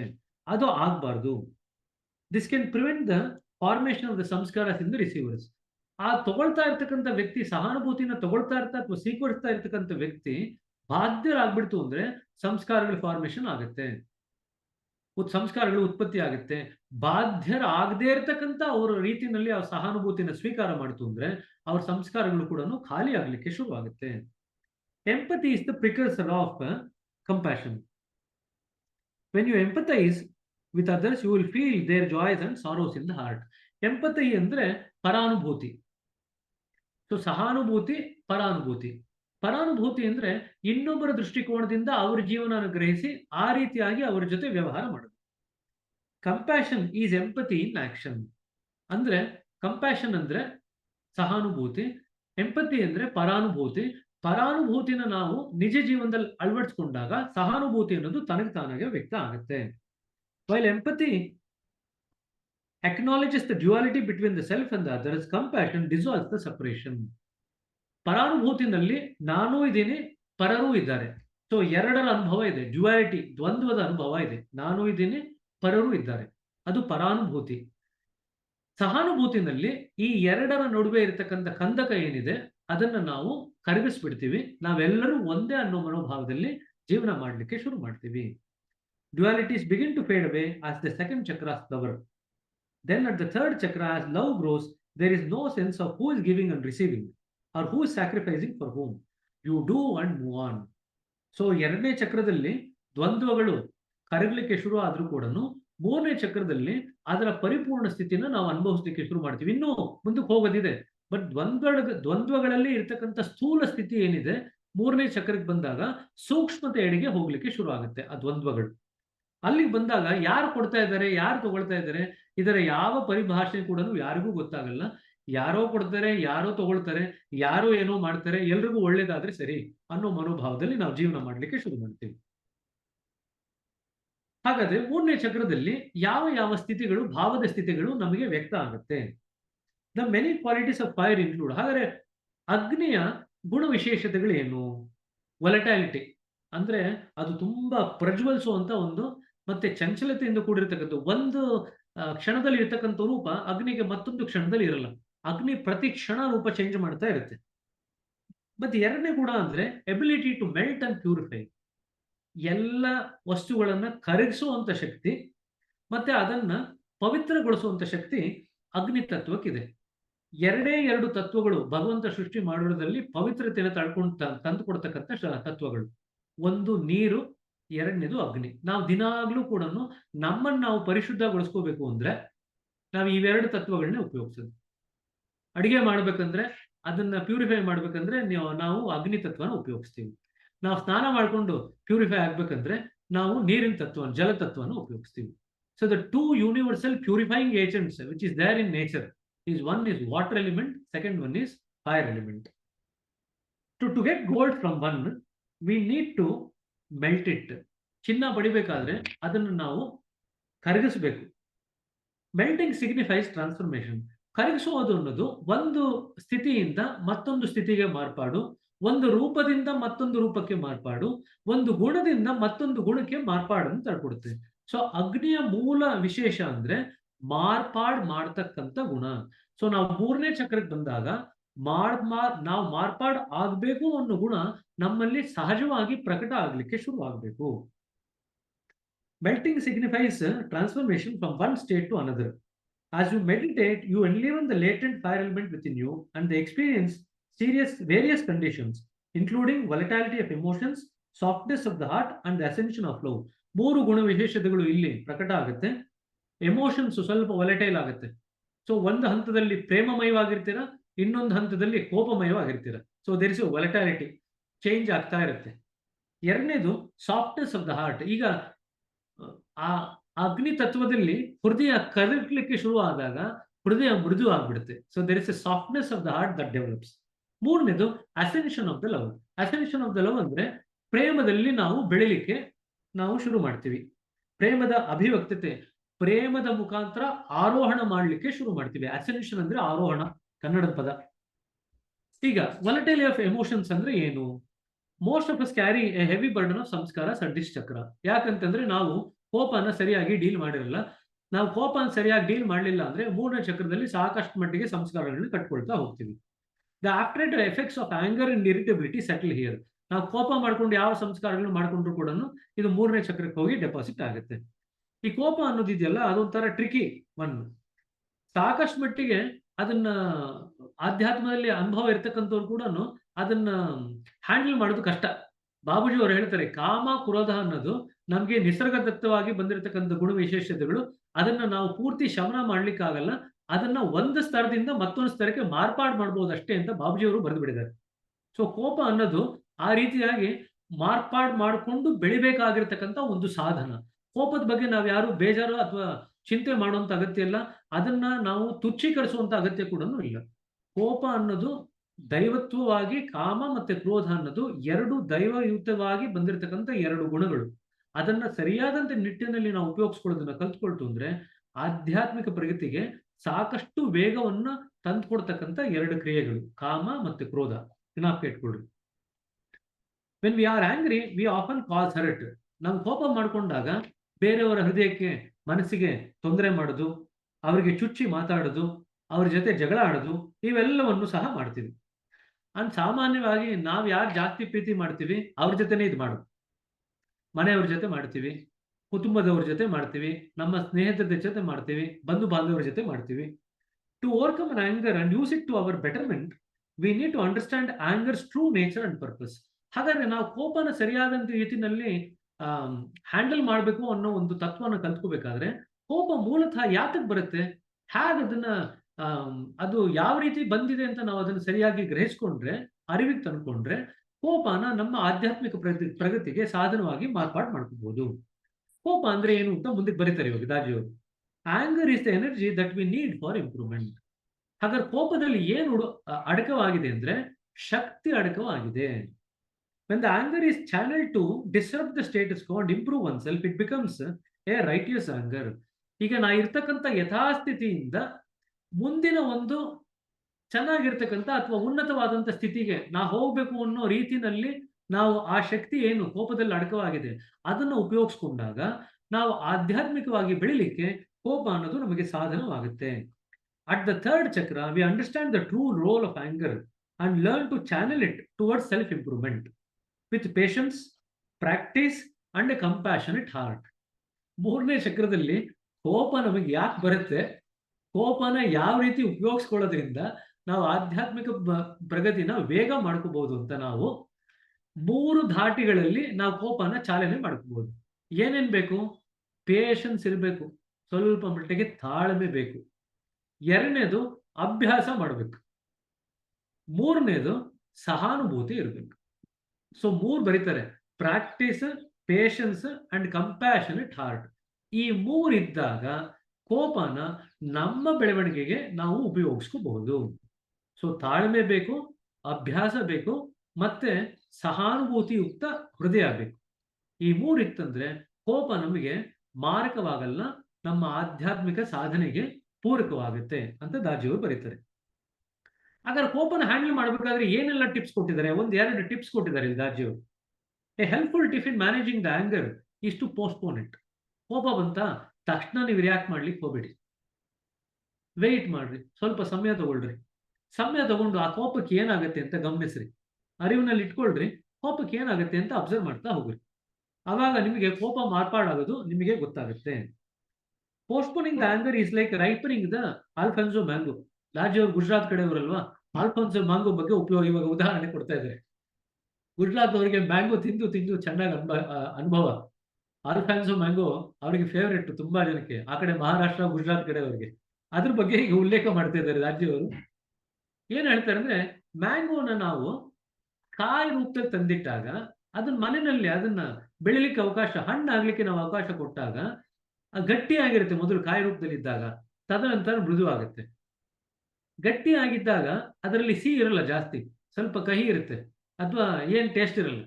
ಅದೇ ನೀವು ಅದನ್ನ ಹಣ್ಣು ಆಗ್ಲಿಕ್ಕೆ ಬಿಟ್ಟಾಗ ಸಾಕಷ್ಟು ಸ್ವೀಟ್ ತುಂಬಿಕೊಳ್ಳುತ್ತೆ, ಸಿಹಿ ತುಂಬಿಕೊಳ್ಳುತ್ತೆ. So the raw green mango can cause blisters in the mouth. ಅದು ಕಾಯಾಗಿದ್ದಾಗ ತಿನ್ಲಿಕ್ಕೆ ಪ್ರಯತ್ನ ಪಡ್ತು ಅಂದ್ರೆ ಬಾಯೆಲ್ಲ ಹುಣ್ಣಾಗತ್ತಂತೆ. ಬಟ್ ಅದೇ ಕೆಲವು ದಿವಸಗಳು ಅದನ್ನ ಹಾಗೆ ಬಿಟ್ಬಿಟ್ಟು ಅದು ಇಡೀ ಮನೆ ಸುವಾಸನೆ ತರುವಂತ ಸ್ಥಿತಿಗೆ ಬಂದ ನಂತರ ನೀವು ತಿನ್ಲಿಕ್ಕೆ ಶುರು ಮಾಡ್ತು ಅಂತಂದ್ರೆ ಸಾಕಷ್ಟು ಮಟ್ಟಿಗೆ ಅದು ಹಣ್ಣಾಗಿರುತ್ತೆ, ಅದರಲ್ಲಿ ತುಂಬಾ ಸಿಹಿಯಾದಂತ ರುಚಿ ಇರುತ್ತೆ. ಅದೇ ರೀತಿಯಾಗಿ ಕೋಪವನ್ನು ನಾವು ಈ ರೀತಿಯಾಗಿ ಪೋಸ್ಟ್ಪೋನ್ ಮಾಡಿದಾಗ ಹಾಗೆ ಮ್ಯಾಂಗೋ ಕಾಯಿಂದ ಹಣ್ಣಾಗಿ ಮಾರ್ಪಾಡಾಗಿ ಅದು ಸ್ವೀಟ್ ಆಗುತ್ತೋ, ಅದೇ ರೀತಿ ಕೋಪ ಕೂಡ ಸ್ವೀಟ್ ಲವ್ ಆಗಿ ಮಾರ್ಪಾಡಾಗುತ್ತೆ ಅನ್ನೋ ಒಂದು ಉದಾಹರಣೆ ಇಲ್ಲಿ ಬರೆದಿದೆ. The next time you feel angry, make a conscious decision to postpone the anger and allow it to time to transform. Give yourself some emotional space and you will find that in a short moment of time your anger will transform into sweet compassion. ಹಾಗಾದ್ರೆ ಕೋಪನ postpone ಮಾಡ್ತು ಅಂದ್ರೆ ಕಾಲಕ್ರಮೇಣದಲ್ಲಿ ಅದು ಏನಾಗುತ್ತೆ, ಸಿಹಿಯಾದಂತ ಸಹಾನುಭೂತಿಯಾಗಿ ಮಾರ್ಪಾಡಾಗತ್ತೆ ಅಂತ ಬರೀತಾರೆ. ಕೋಪ ಕಹಿಯಾಗಿರ್ತಕ್ಕಂಥದ್ದು, ಕಷ್ಟವಾಗಿರ್ತಕ್ಕಂಥದ್ದು, ಅದಕ್ಕೆ ಸ್ವಲ್ಪ ಸಮಯ ಬಿಟ್ರೆ ನಾವು ಸಿಹಿಯಾದಂತ ಸಹಾನುಭೂತಿಯಾಗಿ ಮಾರ್ಪಾಡಾಗುತ್ತೆ ಅಂತ ದಾಜಿಯವರು ಬರೀತಾರೆ. ಸಜೆಸ್ಟೆಡ್ ಪ್ರಾಕ್ಟೀಸ್ಗೆ ಇಲ್ಲೊಂದು ಅಭ್ಯಾಸನ ಬರೆದಿದ್ದಾರೆ. ಸೊ ಕೋಪನ ಕರಗಿಸ್ಬೇಕಂದ್ರೆ imagine that you are in a gentle ocean of bliss, ocean of peace. ಶಾಂತತೆಯ ಒಂದು ಸಮುದ್ರದಲ್ಲಿ ಅಥವಾ ಸಾಗರದಲ್ಲಿ ನೀವು ಮುಳುಗಿದ್ದೀರಾ ಅಂತ ಇಟ್ಕೊಳ್ರಿ. ಅದರಿಂದ ಬರ್ತಾ ಇರತಕ್ಕಂತ ಒಂದು ಅಲೆಗಳು ನಿಮ್ಮ ಹೃದಯನ ಹಿತವಾದಂತ ರೀತಿಯಲ್ಲಿ ಮತ್ತೆ ಸುಖವಾದಂತ ರೀತಿಯಲ್ಲಿ ನಿಮ್ಮ ಹೃದಯನ ಮಾಡ್ತಾ ಇದೆ. Make the affirmation that you are invest in this ocean of peace. ಈ ಒಂದು ಶಾಂತ ಸಮುದ್ರದಲ್ಲಿ ನೀವು ಪೂರ್ತಿ ಮುಳುಗಿದ್ದೀರಾ ಅನ್ನೋ ಒಂದು ಮನಸ್ಸಿಗೆ ಭಾವನೆಯನ್ನ ತಂದುಕೊಳ್ರಿ. ಅಂಡ್ ಈ ಅಲೆಗಳು ಏನು ಈ ಸಮುದ್ರದಿಂದ ಬರ್ತಾ ಇದೆ, ನಿಮ್ಮ ಹೃದಯದಲ್ಲಿ ಹರಿತಾ ಇದೆ, ಅದು ನಿಮ್ಮಲ್ಲಿ ಇರ್ತಕ್ಕಂಥ ಅಶುದ್ಧತೆಗಳು ಮತ್ತೆ ಜಟಿಲತೆಗಳನ್ನ ನಿವಾರಣೆ ಮಾಡ್ತಾ ಇದೆ. ಅದು ನಿವಾರಣೆ ಮಾಡ್ತಾ ಮಾಡ್ತಾ ನಿಮ್ಮ ಹೃದಯದಲ್ಲಿ ಹಗುರತೆ ಬೆಳೀತಾ ಇದೆ ಅನ್ನೋದನ್ನ ನೀವು ಸಂಕಲ್ಪ ಮಾಡಿಕೊಂಡು ಅದರ ಅನುಭವನ ನೀವು ಅಭ್ಯಾಸ ಮಾಡ್ಕೊಳ್ತು ಅಂದ್ರೆ ನಿಮಗೆ ಕೋಪ ಸಾಕಷ್ಟು ವೇಗವಾಗಿ ಕಡಿಮೆ ಆಗುತ್ತೆ ಅಂತ ಹೇಳ್ತಾರೆ. By making a habit of postponing the anger, you will notice that it becomes increasingly difficult to get angry. ಕೋಪನ ಪೋಸ್ಟ್ಪೋನ್ ಮಾಡೋದನ್ನ ಅಭ್ಯಾಸ ಮಾಡ್ಕೊಂಡ್ಬಿಡ್ತು ಅಂದ್ರೆ, ಮುಂದಕ್ಕೆ ಹಾಕುವಂತ ಮನೋಭಾವನ ನಾವು ಬೆಳೆಸ್ಕೊಂಡ್ಬಿಡ್ತು ಅಂದ್ರೆ, ಕಾಲಕ್ರಮೇಣದಲ್ಲಿ ನಾವು ಏನ್ ನೋಡ್ತೀವಿ ಅಂದ್ರೆ ಕೋಪ ಮಾಡ್ಕೊಳ್ಳುವಂತ ಸ್ವಭಾವನೆ ನಮ್ಮಲ್ಲಿ ಹೊರಟು ಹೋಗುತ್ತೆ. Even in difficult situations, you may find that the strongest emotion that you experience is pity rather than anger. So ಅತ್ಯಂತ ಕಷ್ಟಕರವಾದ ಪರಿಸ್ಥಿತಿಲೂ ಸಹ ನಿಮ್ಗೆ ಏನ್ ಅನ್ಸುತ್ತೆ ಅಂದ್ರೆ, ಯಾರೋ ನಿಮ್ಗೆ ತುಂಬಾ ಇರಿಟೇಷನ್ ಮಾಡ್ತು ಅಂದ್ರೆ ಕೋಪ ಮಾಡ್ಕೊಳ್ಳೋದ್ರ ಬದಲಿಗೆ ಅವ್ರ ಬಗ್ಗೆ ಕರುಣೆ ಬರುತ್ತೆ ಹೊತ್ತು ಕೂಡ ಕೋಪ ಬರಲ್ಲ. ಸೊ ಇದು ಮೊದಲನೇದು, volatility of the emotions. That's the nature of the fire. ಎರಡನೇದು, from solidity to suppleness, the transformative power of the fire element. ಇದು ಎರಡನೇ ತತ್ವಕ್ಕೆ ಬರ್ತಾ ಇದ್ವಿ. ಟ್ರಾನ್ಸ್ಫಾರ್ಮ್ ಮಾಡುತ್ತೆ ಅಂತ ಹೇಳಿದ್ವಿ. ಒಂದು ಗುಣದಿಂದ ಇನ್ನೊಂದು ಗುಣಕ್ಕೆ ಟ್ರಾನ್ಸ್ಫಾರ್ಮ್ ಮಾಡುತ್ತೆ, ಮಾರ್ಪಾಡು ಮಾಡುತ್ತೆ. ಒಂದು ಸ್ವರೂಪದಿಂದ ಅಥವಾ ರೂಪದಿಂದ ಮತ್ತೊಂದು ರೂಪಕ್ಕೆ ನಮ್ಮನ್ನ ಮಾರ್ಪಾಡು ಮಾಡುತ್ತೆ. ಇದೆಲ್ಲ ಒಂದು ಗುಣ ವಿಶೇಷತೆಯಿಂದ ಮತ್ತೊಂದು ಗುಣ ವಿಶೇಷತೆಯೆಡೆಗೆ ನಮ್ಮನ್ನು ಮಾರ್ಪಾಡು ಮಾಡುತ್ತೆ. ಇದು ಅಗ್ನಿ ತತ್ವದ ಮೂಲ ಗುಣ. Sometimes we feel vibrant and engaged when interacting with people, while at other times we feel very uninterested and cold. ಕೆಲವೊಮ್ಮೆ ಎಲ್ಲರ ಜೊತೆ ಮಾತಾಡಬೇಕು ಅನ್ನೋ ಉತ್ಸಾಹ ಮತ್ತೆ ಶಕ್ತಿ ನಮ್ಮಲ್ಲಿ ಪರಿಪೂರ್ಣವಾಗಿ ಹರಿತಾ ಇರುತ್ತೆ, ತುಂಬಿರುತ್ತೆ. ಮತ್ತೊಮ್ಮೆ ಯಾರ ಜೊತೆ ಏನು ಮಾತಾಡೋದು ಬೇಡ, ನಮ್ಮ ಪಾಡಿಗೆ ನಾವಿರೋಣ. ಅವ್ರು ಬಂದು ಮಾತಾಡ್ಸಿದ್ರು ಸಹ ಎಮೋಷನಲಿ ಕೋಲ್ಡ್ ಆಗಿ ನಾವು ಬಿಹೇವ್ ಮಾಡ್ತೀವಿ, ಯಾವುದೇ ಭಾವನೆಗಳನ್ನ ವ್ಯಕ್ತ ಮಾಡದಿರ. ಹಾಗಾದ್ರೆ ಈ ಎರಡರ ನಡುವೆ ಇರ್ತಕ್ಕಂಥ ಶಿಫ್ಟ್ ಏನಿದೆ, ಒಂದು ಸ್ಥಿತಿಯಿಂದ ಮತ್ತೊಂದು ಸ್ಥಿತಿಗೆ ಯಾಕೆ ಆಗುತ್ತೆ? It just shows that there is lack of fire within us. ನಮ್ಮಲ್ಲಿ ಅಗ್ನಿ ತತ್ವದ ಕೊರತೆ ಆಗಿದೆ. ಆ ಕೊರತೆ ಆದಾಗ ವಿ ಬಿಕಮ್ ಎಮೋಷನಲಿ ಕೋಲ್ಡ್. ಭಾವನಾತ್ಮಕವಾಗಿ ನಾವು ತುಂಬಾ ಕೋಲ್ಡ್ ಆಗ್ಬಿಡ್ತೀವಿ. ಕೋಲ್ಡ್ ಆಗ್ಬಿಡ್ತು ಅಂದ್ರೆ ಭಾವನಾ ರಹಿತ ಸ್ಥಿತಿ, ಭಾವನೆ ಇಲ್ಲದೆ ಇರತಕ್ಕಂಥ ಸ್ಥಿತಿಗೆ ನಾವು ಮಾರ್ಪಡ್ತೀವಿ. ಸಾಮಾನ್ಯವಾಗಿ ಒಬ್ಬ ಮನುಷ್ಯ ಅಂದ್ರೆ ಯಾವುದೋ ಒಂದು ಭಾವನೆ ಪ್ರತಿಯೊಂದು ಕ್ಷಣದಲ್ಲೂ ವ್ಯಕ್ತವಾಗ್ತಾ ಇರುತ್ತೆ. ಭಾವನಾ ರಹಿತವಾದಂತ ಸ್ಥಿತಿ ಹೋಗ್ಬಿಡ್ತು ಅಂದ್ರೆ ಅದು ಸಾಮಾನ್ಯ ಮನುಷ್ಯನ ಸ್ಥಿತಿ ಅಲ್ಲ. The fire elements gives us vibrancy, dissolves the mental blocks and keeps our inner being supple. ಈ ಅಗ್ನಿ ತತ್ವ ಅನ್ನೋದೇನಿದೆಯಲ್ಲ ಅದು ನಮಗೆ ಒಂದು ಕಂಪನಗಳ ಸ್ಥಿತಿಯನ್ನು ಉತ್ಪತ್ತಿ ಮಾಡುತ್ತೆ.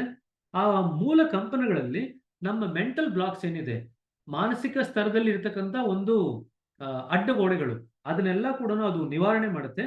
ಮತ್ತೆ ನಮ್ಮ ಹೃದಯ, ನಮ್ಮ ಆಂತರಿಕ ಜೀವನನ ಹಿತಕರವಾಗಿ ಮಾಡುತ್ತೆ, ಮೃದುವಾಗಿ ಮಾಡುತ್ತೆ. At the third chakra we experience vibrancy. ಸಾಕಷ್ಟು ಕಂಪನಗಳನ್ನ ನಾವು ಮೂರನೇ ಚಕ್ರದಲ್ಲಿ ಅನುಭವಿಸ್ತೀವಿ. We cut through obstacles and connect with others openly and compassionately. So ಆ ವೈಬ್ರೆನ್ಸಿ ಬಂದಾಗ, ಮೂರನೇ ಚಕ್ರ ಪ್ರಜ್ವಲಿಸಿದಾಗ ಇನ್ನೊಬ್ಬರ ಜೊತೆಗೆ ನಾವು ಕನೆಕ್ಟ್ ಆಗೋದು ಸಹಜವಾಗಿ ಆಗ್ಬಿಡುತ್ತೆ, ಸುಲಲಿತವಾಗಿ ಆಗುತ್ತೆ. We no longer view others solely through the lens of our their shortcomings, but rather we see the beauty in their imperfections and embrace them fully. ಇನ್ನೊಬ್ಬರಲ್ಲಿ ಇರತಕ್ಕಂಥ ನ್ಯೂನತೆಗಳಿಗೆ ನಾವು ಗಮನ ಕೊಡಲ್ಲ. ಯಾವಾಗ ನಮಗೆ ಸಹಾನುಭೂತಿ ಯುಕ್ತವಾದಂತಹ ಹೃದಯ ಮೂರನೇ ಚಕ್ರದಲ್ಲಿ ವ್ಯಕ್ತವಾಗುತ್ತೋ ಅವಾಗ ಅವರ ನ್ಯೂನತೆಗಳನ್ನೆಲ್ಲ ಪರಿಗಣಿಸದೆ ಅವರನ್ನು ಪೂರ್ಣತ್ವದಿಂದ ನೋಡುವಂತ ಮನೋಭಾವ ನಮ್ಮಲ್ಲಿ ಬೆಳೆಯುತ್ತೆ. As you progress on your spiritual journey, your focus becomes increasingly fixed on the goal. ನಾವು ಆಧ್ಯಾತ್ಮಿಕವಾಗಿ ಬೆಳೀತಾ ಬೆಳೀತಾ ನಮ್ಮ ಗಮನ ಏನಿದೆ ಗುರಿ ಎಡೆಗೆ ಜಾಸ್ತಿ ಬೆಳಿಲಿಕ್ಕೆ ಶುರುವಾಗುತ್ತೆ. This intense concentration leaves little room for worrying about the shortcoming of others. ನಾವು ಗುರಿ ಎಡೆಗೆ ನಮ್ಮ ಗಮನನ ಜಾಸ್ತಿ ಕೊಡ್ಲಿಕ್ಕೆ ಶುರು ಮಾಡಿದಾಗ ಇನ್ನೊಬ್ಬರ ನ್ಯೂನತೆಗಳು ನಮಗೆ ಜಾಸ್ತಿ ಕಾಣಲಿಕ್ಕೆ ಸಾಧ್ಯ ಆಗಲ್ಲ, ಅದ್ರ ಕಡೆ ಗಮನ ಕೊಡ್ಲಿಕ್ಕೂ ನಮಗೆ ಇಷ್ಟ ಆಗೋದಿಲ್ಲ.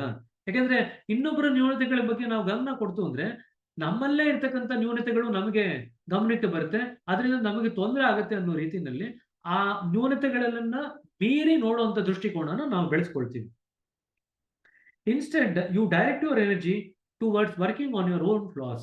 ಬೇರೆಯವರ ನ್ಯೂನತೆಗಳಲ್ಲಿ ಇರ್ತಕ್ಕಂಥನ್ನ ಎದ್ದು ತೋರಿಸೋಕೆ ಬದಲಿಗೆ ನಮ್ಮಲ್ಲಿ ಇರ್ತಕ್ಕಂಥ ನ್ಯೂನತೆಗಳನ್ನ ನಾವು ರೆಕಗ್ನೈಸ್ ಮಾಡಿಕೊಂಡು ಗುರುತಿಸ್ಕೊಂಡು ಅದನ್ನ ಸರಿಪಡಿಸ್ಕೊಳ್ಳಿಕ್ಕೆ ನಮ್ಮ ಶಕ್ತಿನ ನಾವು ಉಪಯೋಗಿಸ್ಲಿಕ್ಕೆ ಶುರು ಮಾಡ್ತೀವಿ.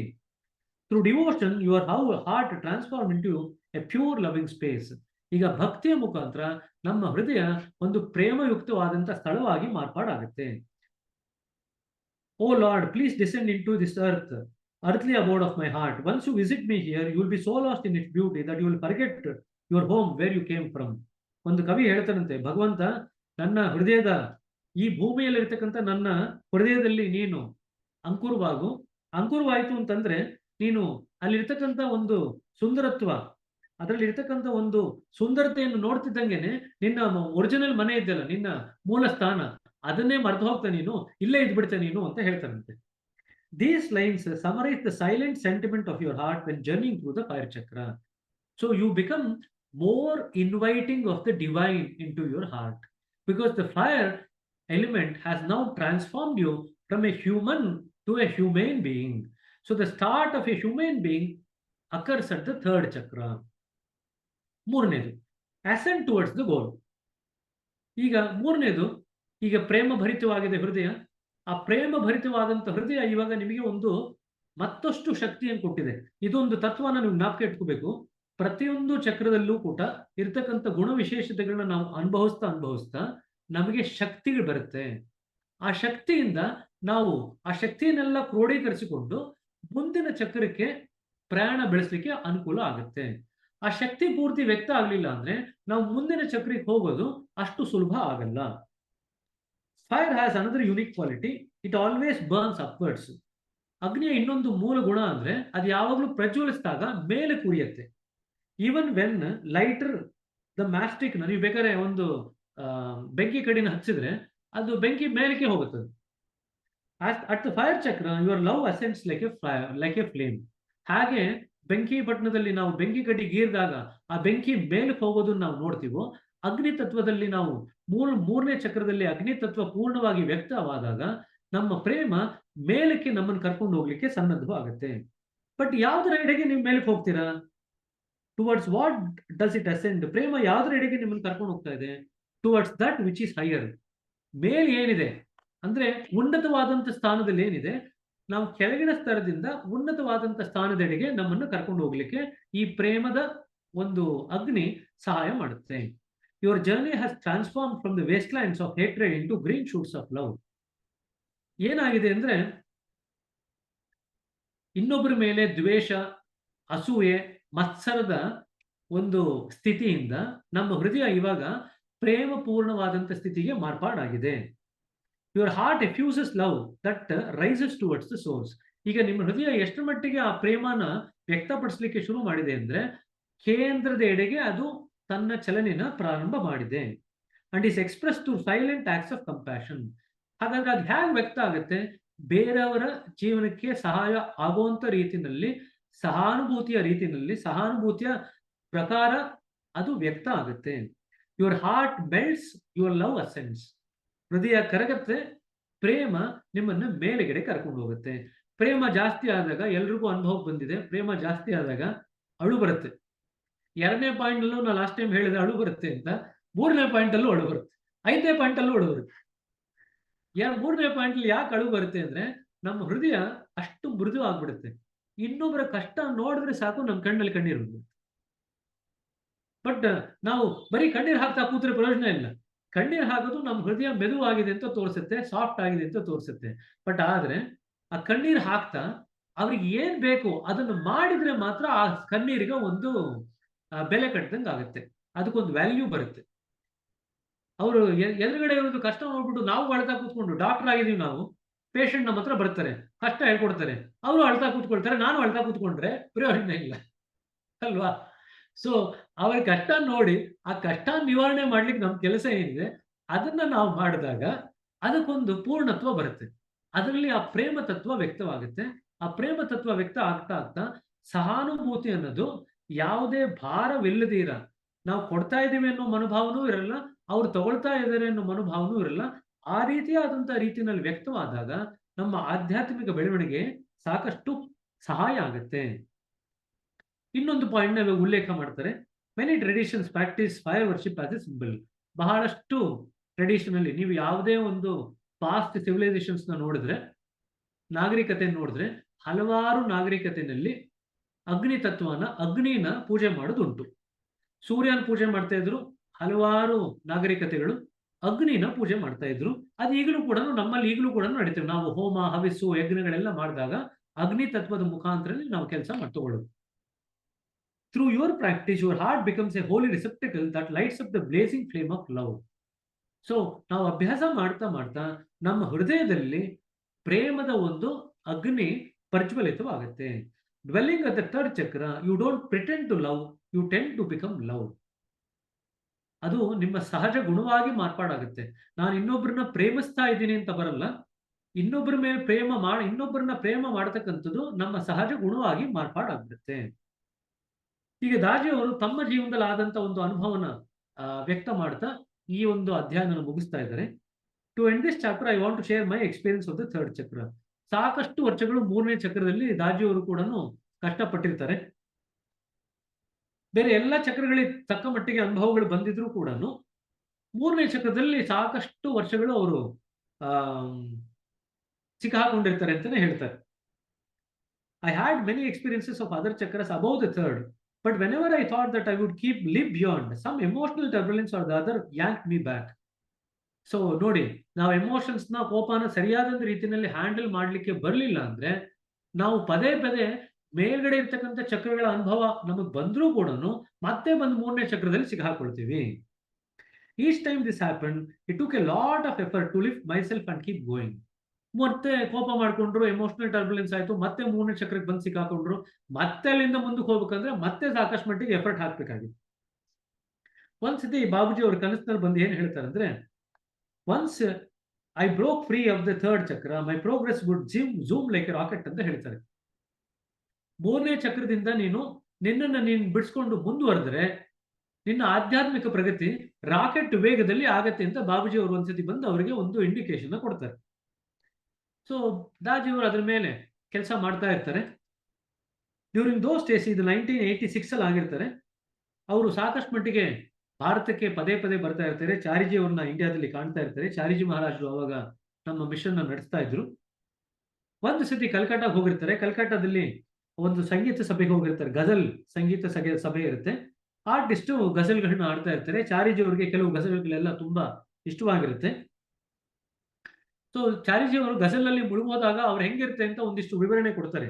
It was a pleasure to watch Chariji listening to music. He would close his eyes and tap his fingers. ಕಣ್ಣು ಮುಚ್ಕೊಳ್ತಿದ್ರಂತೆ, ಫಿಂಗರ್ನ ಬೆರಳುಗಳನ್ನ ಬಿಡಿತಾ ಇದ್ರಂತೆ. When there was a breeze, you could see his silver hair sway in the air as if each strand was dancing to the music. ಗಾಳಿ ಬೀಸಿದಾಗ ಹೇಗಿರೋದು ಅಂದ್ರೆ, ಇವ್ರಿಗೆ ಚಾರಿಜಿ ಅವ್ರಿಗೆ ಬಿಳಿ ಕೂದಲಿತ್ತು. ಆ ಬಿಳಿ ಕೂದಲು ಆ ಮ್ಯೂಸಿಕ್ ನ ಇದಕ್ಕೆ ಡ್ಯಾನ್ಸ್ ಆಡ್ತಾ ಇದೆ ಅಂತ ಅನಿಸ್ತಿತ್ತಂತೆ ಆ ಕೂದಲು ಗಾಳಿ ಬೀಸಿದಾಗ. So I listen to the music, but that evening I was preoccupied with observing my inner condition. So Chariji ಅವ್ರ ಜೊತೆ ಅವರು ಆ ಗಜಲ್ ಕಾರ್ಯಕ್ರಮಕ್ಕೆ ಹೋಗಿರ್ತಾರೆ, ಸಂಗೀತ ಕಾರ್ಯಕ್ರಮಕ್ಕೆ. ಆದ್ರೆ ಅವತ್ತು ಯಾಕೋ ಅವ್ರಿಗೆ ಮನಸ್ಸು ಅವ್ರ ಹೃದಯನ ನೋಡ್ಕೋಬೇಕು ಅನ್ನೋ ಕಡೆಗೆ ಅವ್ರ ಗಮನ ಹೋಗ್ತಾ ಇರುತ್ತೆ. ಗಜಲ್ ಹಾಡ್ತಾ ಇದ್ದಾರೆ. ಆ ಗಜಲ್ ಹಾಡ್ತಿರತಕ್ಕಂಥ ವ್ಯಕ್ತಿ ಒಂದು ಹೈ ನೋಟ್ ಅಥವಾ ಉನ್ನತ ಸ್ತರಕ್ಕೆ ಹೋಗ್ತಾರೆ, ಉನ್ನತ ಸ್ವರಕ್ಕೆ ಹೋಗ್ತಾರೆ. Chariji waved his hand in time with the song. ಅವರು ಆ ಉನ್ನತ ಸ್ತರಕ್ಕೆ ಹೋದಾಗ ನಾವು ಎಷ್ಟೋ ಸತಿ ನೋಡಿದೀವಿ, ಸಂಗೀತ ಕೇಳ್ತಾ ಕೇಳ್ತಾ ನಮ್ಗೆ ಗೊತ್ತಿಲ್ದಂಗೆನೆ, ಈ ಸಂಗೀತ ಪ್ರಿಯರಿಗೆ ಇದು ಅನುಭವ ಇರುತ್ತೆ, ನಮ್ಗೆ ಗೊತ್ತಿಲ್ದಂಗೆನೆ ಕೈ ಮೇಲಕ್ಕೆ ಹೋಗುತ್ತೆ, ತಲೆ ಮೇಲಕ್ಕೆ ಹೋಗುತ್ತೆ. ಸೊ ಕೆಲವೊಮ್ಮೆ ಬೆರಳು ಕೂಡ ಮೇಲಕ್ಕೆ ಹೋಗುತ್ತೆ. ಸೊ ಅವತ್ತು ಚಾರಿಜಿ ಅವ್ರದ್ದು ಅದೇ ರೀತಿಯಾದಂಥ ಮೂಮೆಂಟ್ ಇತ್ತು. At that instant I felt the movement from the third ಚಕ್ರ ಟು ದ ಫೋರ್ತ್. ಆ ಒಂದು ಸಂಗೀತ ಕಚೇರಿನಲ್ಲಿ, ಗಜಲ್ ಕಚೇರಿನಲ್ಲಿ ಯಾವಾಗ ಅವನು ಹೈ ನೋಟ್ಗೆ ಹೋಗ್ತಾನೆ ಹಾಡೋನು, ಚಾರಿಜಿ ಅವ್ರ ಕೈ ಎತ್ತಿ ಒಂದು ಬೆರಳಿನ ಸನ್ನೆ ಮಾಡಿದಾಗ ಇವರಿಗೆ 3ನೇ ಚಕ್ರದಿಂದ 4ನೇ ಚಕ್ರಕ್ಕೆ ಹೋದಂತ ಒಂದು ಅನುಭವ ಆಗುತ್ತೆ. It was like A laser beam. Laser beam ಹೇಗೆ ಶಾರ್ಪ್ ಆಗಿ ಹೋಗುತ್ತೋ ಫಾಸ್ಟ್ ಆಗಿ, ಆ ರೀತಿಯಾದಂತ ಒಂದು ಚಲನೆಲೆ ಆಯಿತು 3ನೇ ಚಕ್ರದಿಂದ 4ನೇ ಚಕ್ರಕ್ಕೆ. An unmistakable feeling of moment etching a straight line through my heart. ಇದು ಯಾರು ಮಿಸ್ ಮಾಡ್ಲಿಕ್ಕೆ ಸಾಧ್ಯ ಇರ್ತಕ್ಕಂಥದ್ದು, ಅನ್ಮಿಸಬಲ್, ಮಿಸ್ ಮಾಡ್ಲಿಕ್ಕೆ ಸಾಧ್ಯನೇ ಇಲ್ಲ. ಒಂದು ಪಾಯಿಂಟ್ ಇಂದ ಇನ್ನೊಂದು ಪಾಯಿಂಟ್ಗೆ ಸ್ಟ್ರೈಟ್ ಲೈನ್ ಅಲ್ಲಿ ಯಾರೋ ಗೆರೆ ಹಾಕಿದಂತ ರೀತಿಯಲ್ಲಿ ಲೇಸರ್ ಬೀಮ್ ದೃಷ್ಟಿನಲ್ಲಿ ನನಗೆ ಅನುಭವಕ್ಕೆ ಬಂತು ಈ ಮೂಮೆಂಟ್ ಅಂತ ಬರೀತಾರೆ. I looked up and saw Chariji. ಅವರು ಚಾರಿಜಿ ಕಡೆಗೆ ನೋಡ್ತಾರೆ. ಇಬ್ಬರ ಕಣ್ಣು ಕೂಡ ಮಿಲಾಯಿಸುತ್ತೆ. ದಾಜಿಯವರು ತಮ್ಮ ತಲೆಯನ್ನು ಬಾಗಿಸ್ತಾರೆ, ವಂದನೆ ಮಾಡ್ತಾ ಕೈ ಮುಗಿತಾರೆ, ತಲೆ ಬಾಗಿಸ್ತಾರೆ. ಅವ್ರ ಕಣ್ಣುಗಳ ಎರಡು ದೃಶ್ಯಗಳ ಒಂದಕ್ಕೊಂದು ಮಿಲನ ಆಗುತ್ತೆ. ಅವರು ಕೃತಜ್ಞತೆಯಿಂದ ತಮ್ಮ ತಲೆನ ಬಾಗಿಸ್ತಾರೆ. ಅವ್ರು ದೂರದಲ್ಲಿ ಕೂತಿರ್ತಾರೆ. ಚಾರೀಜಿ ವಾಸ್ ಅಟ್ ಎ ಡಿಸ್ಟೆನ್ಸ್, 100 ಜನ ಮಧ್ಯದಲ್ಲಿ ಇರ್ತಾರೆ. ಆದ್ರೆ ಚಾರೀಜಿ ಅವರು ಕಣ್ಣಿನ ದೃಷ್ಟಿನಲ್ಲೇ ಇವ್ರೇನ್ ಕೃತಜ್ಞತೆನ ಸಲ್ಲಿಸ್ತಾರ ಅದನ್ನ ಒಪ್ಕೊಳ್ತಾರೆ. And he responded with the slightest nod. That was it. Chariji ಅವರು ಕಣ್ಣಿನ ದೃಷ್ಟಿನಲ್ಲಿ ಆ ಕೃತಜ್ಞತೆಯನ್ನು ಸ್ವೀಕರಿಸ್ತಾರೆ, ತಲೆನ ಒಂಚೂರು ಹಿಂಗ್ ಅಲ್ಲಾಡಿಸ್ತಾರೆ. ಅಂದ್ರೆ ಅದು ಆಗಿದೆ ಕೆಲಸ ಅನ್ನೋದ್ರ ಇಂಡಿಕೇಶನ್ ಅಂತ ಬರೀತಾರೆ. ಇಲ್ಲೊಂದು ನೆಕ್ಸ್ಟ್ ಪ್ಯಾರಾಗ್ರಾಫ್ ಅಲ್ಲಿ ಒಂದು 2-3 ಲೈನ್ ಇದೆ. ಬಟ್ ಅತ್ಯಂತ ಮುಖ್ಯವಾಗಿರ್ತಕ್ಕಂಥ ಕೆಲವು ವಾಕ್ಯಗಳು ಇಡೀ ಪುಸ್ತಕದಲ್ಲಿ ಅಂದ್ರೆ ಈ ಒಂದು 2-3 line. An affirmation of the immense work done at the appropriate moment of time of receptivity, opportunate time of receptivity ಅಂತ ಬರೀತಾರೆ. ಅಫರ್ಮೇಷನ್ ಅಂದ್ರೆ ಆ ಒಂದು ಅತ್ಯಂತ ಉತ್ಕೃಷ್ಟವಾದಂತ ಒಂದು ಕೆಲಸ, ಅತ್ಯಂತ ಸರಿಯಾದಂತ ಸಮಯದಲ್ಲಿ ಮಾಡಿರ್ತಕ್ಕಂಥದ್ದು. ಯಾವಾಗ ಆ ಗ್ರಹಿಸುವಂತ ಒಂದು ಪೂರ್ಣತ್ವ ನಮ್ಮಲ್ಲಿ ವ್ಯಕ್ತವಾಗಿರ್ತಕ್ಕಂಥ ಸಮಯದಲ್ಲಿ ಮಾಡಿರ್ತಕ್ಕಂಥ ಆ ಕೆಲಸಕ್ಕೆ ಸಾಟಿ ಇದೆ ಅಂತ ಬರೀತಾರೆ. Would it have happened had I not been alert. ನಾನು ಎಚ್ಚರಿಕೆಯಿಂದ ನನ್ನ ಹೃದಯದ ಕಡೆ ನೋಡ್ಕೊಳ್ತಾ ಕೂತಿಲ್ದೆ ಇದ್ದಿದ್ರೆ ಈ ಒಂದು ಕೆಲಸ ಆಗ್ಲಿಕ್ಕೆ ಸಾಧ್ಯವಾಗ್ತಿತ್ತೆ. ನಾನು ಅರಿವಿನಿಂದ ನನ್ನ ಹೃದಯದ ಕಡೆಗೆ ಗಮನ ಕೊಡ್ತಾ ಇದ್ದಾಗ ಗುರುಗಳು ಈ ರೀತಿ ಕೆಲಸ ಮಾಡಿದ್ರು. ಅರಿವಿತ್ತು, ಎಚ್ಚರಿಕೆ ಇತ್ತು, ಗಮನ ಇತ್ತು. ಈ 3 ಇದ್ದಾಗ ಆ ಒಂದು ಕಾಲಘಟ್ಟದಲ್ಲಿ ಸರಿಯಾದಂತ ಸಮಯದಲ್ಲಿ ಗುರುಗಳು ಒಂದು ಚಕ್ರದಿಂದ ಇನ್ನೊಂದು ಚಕ್ರಕ್ಕೆ ಸಲೀಸಾಗಿ ನಮ್ಮನ್ನು ಕರ್ಕೊಂಡು ಹೋಗ್ಬಿಟ್ರು ಅಂತ ಬರೀತಾರೆ. ಇಟ್ ಕುಡ್ ಹ್ಯಾವ್ ಅಂದ್ರೆ ಆ ಕೆಲಸ ಆಗಿರಬಹುದೇನೋ, ನನ್ಗೆ ಗೊತ್ತಿಲ್ದಿರೋ ಕೆಲಸ ಆಗಬಹುದು. ಆದ್ರೆ not knowing is equivalent to not having. ಅದನ್ನ ನಾನು ಸರಿಯಾಗಿ ಗ್ರಹಿಸ್ಕೊಳ್ಳದೆ ಇದ್ದಿದ್ರೆ ನನಗೆ ಗೊತ್ತೇ ಆಗ್ತಿರ್ಲಿಲ್ಲ. ನನಗೆ ಗೊತ್ತೇ ಆಗ್ತಿಲ್ಲ ಅಂದ್ರೆ ಅದು ನನ್ನ ಹತ್ರ ಇಲ್ಲದೆ ಇರುವಂತ ಸಮಾನತೆಗೆ ಅದು ಆಗ್ತಾ ಇತ್ತು. Not knowing is like not having. ನನಗೆ ಗೊತ್ತಿಲ್ಲ ಅಂದ್ರೆ ಅದು ಇಲ್ಲದೆ ಇರುವಂತ ರೀತಿನಲ್ಲೇ ಅದು ಆಗುತ್ತೆ. ಇಲ್ಲಿ ಒಂದು ಲೈನ್ ಬರೀತಾರೆ, divine knowledge is not taught, it is caught. ನಾವು ಯಾಕೆ ಸೂಕ್ಷ್ಮತೆ ಬೆಳೆಸ್ಕೋಬೇಕಂದ್ರೆ ಈ ಒಂದು ವಾಕ್ಯಕ್ಕೆ ಮಹತ್ವ ಕೊಟ್ರೆ ನಾವು ಸೂಕ್ಷ್ಮತೆಯ ಮಹತ್ವ ನಮ್ಗೆ ಗೊತ್ತಾಗುತ್ತೆ. Divine knowledge is not taught, it is caught ಅಂತ ಬರೀತಾರೆ. ಅಂದ್ರೆ ದೈವಿಕವಾದಂತ ಒಂದು ಜ್ಞಾನ ಯಾರು ಹೇಳ್ಕೊಡ್ಲಿಕ್ಕಾಗಲ್ಲ. ನಾವು ಸೂಕ್ಷ್ಮತೆ ಬೆಳೆಸ್ಕೊಂಡಾಗ ಅದನ್ನ ಕ್ಯಾಚ್ ಮಾಡ್ಲಿಕ್ಕಾಗತ್ತೆ, ಹಿಡ್ಕೊಳ್ಲಿಕ್ಕಾಗತ್ತೆ. ದೈವಿ ಧಾರೆ ಎಲ್ಲೆಡೆ ಹರಿತಾ ಇದೆ, ಎಲ್ಲರ ಹೃದಯದಲ್ಲೂ ಹರಿತಾ ಇದೆ. ಆ ದೈವಿ ಧಾರೆನೆ ನಾವು ಹಿಡ್ಕೋಬೇಕಂದ್ರೆ, ಕ್ಯಾಚ್ ಮಾಡ್ಬೇಕಂದ್ರೆ ನಾವು ಸೂಕ್ಷ್ಮತೆ ಬೆಳೆಸ್ಕೊಂಡ್ರೆ ಅಷ್ಟೇನೆ ಕ್ಯಾಚ್ ಮಾಡ್ತೀವಿ, ಇಲ್ದರೆ ಕ್ಯಾಚ್ ಮಾಡ್ಲಿಕ್ಕಾಗಲ್ಲ. ದೈವಿ ಜ್ಞಾನನ, ಡಿವೈನ್ ನಾಲೆಡ್ಜ್, ದೈವಿಕವಾದಂತ ಜ್ಞಾನನ ಯಾರು ಹೇಳ್ಕೊಡ್ಲಿಕ್ಕಾಗಲ್ಲ. ಅದನ್ನ ನಾವು ಆಂತರಿಕವಾಗಿ ಅದನ್ನ ಕ್ಯಾಚ್ ಮಾಡ್ಕೊಳ್ಳತಕ್ಕಂಥ ಸ್ವಭಾವನ, ಸೂಕ್ಷ್ಮತೆನ ನಾವೇ ಆಂತರಿಕವಾಗಿ ನಮ್ಮಲ್ಲಿ ಬೆಳೆಸ್ಕೋಬೇಕು. So please remember this line. ಇದು ಇಡೀ ಪುಸ್ತಕದಲ್ಲಿ ನಾವು ಸೆನ್ಸಿಟಿವಿಟಿ ಯಾಕೆ ಬೆಳೆಸ್ಕೋಬೇಕು ಅಂತ ಯಾರಾದ್ರೂ ಕೇಳಿದ್ರೆ ಇದು ಒಂದು ಲೈನ್ ನೀವು ಕೋಟ್ ಮಾಡಿದ್ರೆ ಸಾಕು. Divine knowledge cannot be taught, it has to be caught. So that is the importance of sensitivity. ಸೂಕ್ಷ್ಮತೆ ನಾವು ಯಾಕೆ ಬೆಳೆಸ್ಕೋಬೇಕಂದ್ರೆ ದೈವಿಕವಾದಂತ ಜ್ಞಾನನ ನಾವು ಅದನ್ನ ಹಿಡ್ಕೋಬಹುದೇ ಹೊತ್ತು ಕೂಡ, ಮೂಲದಿಂದ ಹರಿತಾ ಇರ್ತಕ್ಕಂಥ ಆ ಜ್ಞಾನನ ನಾವು ಹಿಡ್ಕೋಬಹುದೇ ಹೊತ್ತು ಕೂಡ ಅದು ಯಾರು ಹೇಳ್ಕೊಡ್ಲಿಕ್ಕೆ ಆಗಲ್ಲ. ಹಾಗಾದ್ರೆ ನಾವು ಪ್ರಶಿಕ್ಷಕರಾಗಿ ನಾವು ಏನ್ ಮಾಡ್ಬೇಕು ಅಂತ ದಾಜಿಯವರು ನಮ್ಗೆ ಇಷ್ಟಪಡ್ತಾರೆ, ಆ ದೈವಿಕವಾದಂತ ಜ್ಞಾನನ ಕ್ಯಾಚ್ ಮಾಡೋದನ್ನ ಹಿಡ್ಕೊಡಿ ಅಂತ ಹೇಳ್ಕೊಡ್ತಾರೆ. ನೀವು ದೈವಿಕ ಜ್ಞಾನ ಏನು ತುಂಬಬೇಡಿ. ದೈವಿಕ ಜ್ಞಾನ ಸ್ವಭಾವತಃ ಎಲ್ಲರಲ್ಲೂ ಹರಿತಾ ಇದೆ. ಅದು ಯಾರು ಹೊಸದಾಗಿ ಏನು ಸೃಷ್ಟಿ ಮಾಡುವಂತ ಅಗತ್ಯ ಇಲ್ಲ. ಅದು ಕಾಲ ಶುರುವಾದಂತ ಘಟ್ಟದಿಂದನೂ ಕೂಡ ನಮ್ಮ ಹೃದಯದಲ್ಲಿ ಯಾವಾಗಲೂ ಹರಿತಾ ಇರ್ತಕ್ಕಂಥ ಧಾರೆ. ಅದರ ಸ್ವರೂಪ ಪ್ರೇಮಮಯ. ಆ ಪ್ರೇಮಮಯವಾದಂತ ದೈವಿಕ ಜ್ಞಾನನ ನಾವು ನಮ್ಮ ಹೃದಯನ ಸೂಕ್ಷ್ಮತೆ ಮಾಡ್ಕೊಳ್ತಾ, ಸೂಕ್ಷ್ಮತೆ ಬೆಳೆಸ್ಕೊಳ್ತಾ ಅದನ್ನ ಕ್ಯಾಚ್ ಮಾಡುವಂತ ಒಂದು ಸ್ಥಿತಿಗೆ ನಾವು ಬರ್ತೀವಿ. ಅದನ್ನ ಹಿಡ್ಕೊಳ್ಳುವಂತ ಸ್ಥಿತಿಗೆ ನಾವು ಬರ್ತೀವಿ. ಅದನ್ನ ಹಿಡ್ಕೊಂಡು ಕರಗತ ಮಾಡ್ಕೊಳ್ಳುವಂತ ಸ್ಥಿತಿಗೆ ಬಂದ್ಬಿಡ್ತು ಅಂದ್ರೆ ನಮಗೆ ಯಾರು ದೈವಿಕ ಜ್ಞಾನನ ಹೊರಗಡೆಯಿಂದ ಹೇಳ್ಕೊಡುವಂತ ಅವಶ್ಯಕತೆ ಇರಲ್ಲ. ಈ ಹಿಡ್ಕೊಳ್ಳುವಂತ ಸ್ವಭಾವ, ಹಿಡ್ಕೊಳ್ಳುವಂತ ಗುಣ, ಹಿಡ್ಕೊಳ್ಳುವಂತ ರೀತಿ ನೀತಿಗಳನ್ನ ನಾವು ನಮ್ಮ ಅಭ್ಯಾಸಗಳಿಗೆ ಹೇಳ್ಕೊಡ್ಬೇಕು. ಅಂತ ದಾಜಿಯವರು ನಮ್ಮಿಂದ ಅಪೇಕ್ಷೆ ಪಡ್ತಾರೆ. ಇದನ್ನ ನಾವು ಕಲ್ತ್ಕೋಬೇಕು ಅಂತ ಅಪೇಕ್ಷೆ ಪಡ್ತಾರೆ, ಅದನ್ನ ನಾವು ಹೇಳ್ಕೊಡ್ಬೇಕು ಅಂತ ಕೂಡ ಅಪೇಕ್ಷೆ ಪಡ್ತಾರೆ. ಸೊ ಈ ಕಡೆಯ sentence divine knowledge is not taught, it is caught ಅಂತ ಈ ಕಡೆಯ ಸೆಂಟೆನ್ಸ್ ನಲ್ಲಿ ಇದನ್ನ ಈ ಒಂದು 3ನೇ ಅಧ್ಯಾಯನ ದಾಜಿಯವರು ಪೂರ್ಣ ಮಾಡ್ತಾರೆ. ಇಲ್ಲಿ ಒಂದು ಸೆಲ್ಫ್ ರಿಫ್ಲೆಕ್ಷನ್ ಬಗ್ಗೆ ಒಂದು ಉಲ್ಲೇಖ ಮಾಡಿದ್ದಾರೆ. ಇತ್ತೀಚೆಗೆ ಯಾವುದನ್ನು ನಿಮ್ಮ ಹೃದಯದಲ್ಲಿ ಆದಂತ ಘಟನೆಯಲ್ಲಿ ನಿಮ್ಮ ಹೃದಯ ಯಾವ ರೀತಿ ಬೇರೆಯವರ ಒಂದು ಕಷ್ಟಕ್ಕೆ ಮರುಗಿತ್ತು, ಬೇರೆಯವರ ಕಷ್ಟಕ್ಕೆ ಯಾವ ರೀತಿ ನಿಮ್ಮ ಹೃದಯ ರೆಸ್ಪಾಂಡ್ ಮಾಡ್ತು ಅನ್ನೋದನ್ನ ನೀವು ನೋಡ್ಕೊಳ್ರಿ. ಆ ಅನುಭವ ನಿಮಗೆ ಏನನ್ನು ನಿಮಗೆ ಕಲಿಸ್ಕೊಡ್ತು, ನಿಮ್ಮ ಹೃದಯದಲ್ಲಿ ಇರ್ತಕ್ಕಂಥ ಪ್ರೇಮ ಮತ್ತು ಸಹಾನುಭೂತಿ ವ್ಯಕ್ತ ಆಗ್ಲಿಕ್ಕೆ ಅವಕಾಶ ಮಾಡಿಕೊಡ್ತಾ, ಪ್ರೇಮ ಮತ್ತು ಸಹಾನುಭೂತಿ ವ್ಯಕ್ತ ಆಗ್ಲಿಕ್ಕೆ ಅಥವಾ ಪರಾನುಭೂತಿ ವ್ಯಕ್ತ ಆಗ್ಲಿಕ್ಕೆ ಅವಕಾಶ ಮಾಡಿಕೊಡದೇ ಇದ್ದಾಗ ನಿಮಗೆ ಹೃದಯದಲ್ಲಿ ಯಾವ ರೀತಿ ಆದಂತ ಭಾವನೆಗಳು ಉತ್ಪನ್ನ ಆಯಿತು ಅದನ್ನ ದಯವಿಟ್ಟು ನೋಟ್ ಮಾಡ್ಕೊಳ್ಳಿ ಅಂತ ಬರೆದಿದ್ದಾರೆ. At the end of each day ask yourself one question, did I pour enough love into my day today? ನನ್ನ ಈ ಒಂದು ದಿನದಲ್ಲಿ ಎಷ್ಟು ನಾನು ಪ್ರೇಮನ ಅದರಲ್ಲಿ ಹಾಕ್ಬೋದಿತ್ತು, ಅಷ್ಟರ ಮಟ್ಟಿಗೆ ಪ್ರೇಮನ ನಾನು ಸುರಿದನ ನನ್ನ ದಿನನಿತ್ಯದ ಜೀವನದಲ್ಲಿ? ನನ್ನ ಜೀವನದಲ್ಲೂ ಸಹ, ನನ್ನ ಹೃದಯದಲ್ಲೂ ಸಹ, ನನ್ನ ಜೊತೆಯಲ್ಲಿ ಯಾರಿದ್ದಾರೆ ಅವರೆಲ್ಲರ ಜೊತೆಗಳು ಕೂಡ ಪ್ರೇಮನ ಎಷ್ಟು ಸುರಿಲಿಕ್ಕೆ ಸಾಧ್ಯ ಆಯಿತು? Was I able to pour as much love into my own self and my own day along with the others people's life? ಇದೆರಡನ್ನೂ ಕೂಡ ನಾವು ಅಂಕುರ ಮಾಡ್ಕೊಳ್ಳಿಕ್ಕೆ ಅಥವಾ ನೋಡ್ಕೊಳ್ಳಿಕ್ಕೆ ಸಾಧ್ಯ ಆಯಿತು ಅಂತಂದ್ರೆ ಪ್ರೇಮನ ಬೆಳೆಸ್ಕೊಳ್ಳಿಕ್ಕೆ ಸಾಧ್ಯ ಆಗುತ್ತೆ. ಇಲ್ಲಿ ಪ್ರೇಮ ಅನ್ನೋದು ಒಂದು ರೀತಿಯಲ್ಲಿ ಕರಗಿಸುವಂತ ಅಥವಾ ಮಾರ್ಪಾಡು ಮಾಡ್ತಕ್ಕಂಥ ಶಕ್ತಿ ಆದ್ರೂ ಕೂಡ ಇನ್ನೊಂದು ರೀತಿಯಲ್ಲಿ ಪ್ರೇಮ ಹಿತ ಕೂಡ ತಂದುಕೊಡುತ್ತೆ. ಪ್ರೇಮದಲ್ಲಿ ಒಂದು ಹಿತ ಇರುತ್ತೆ.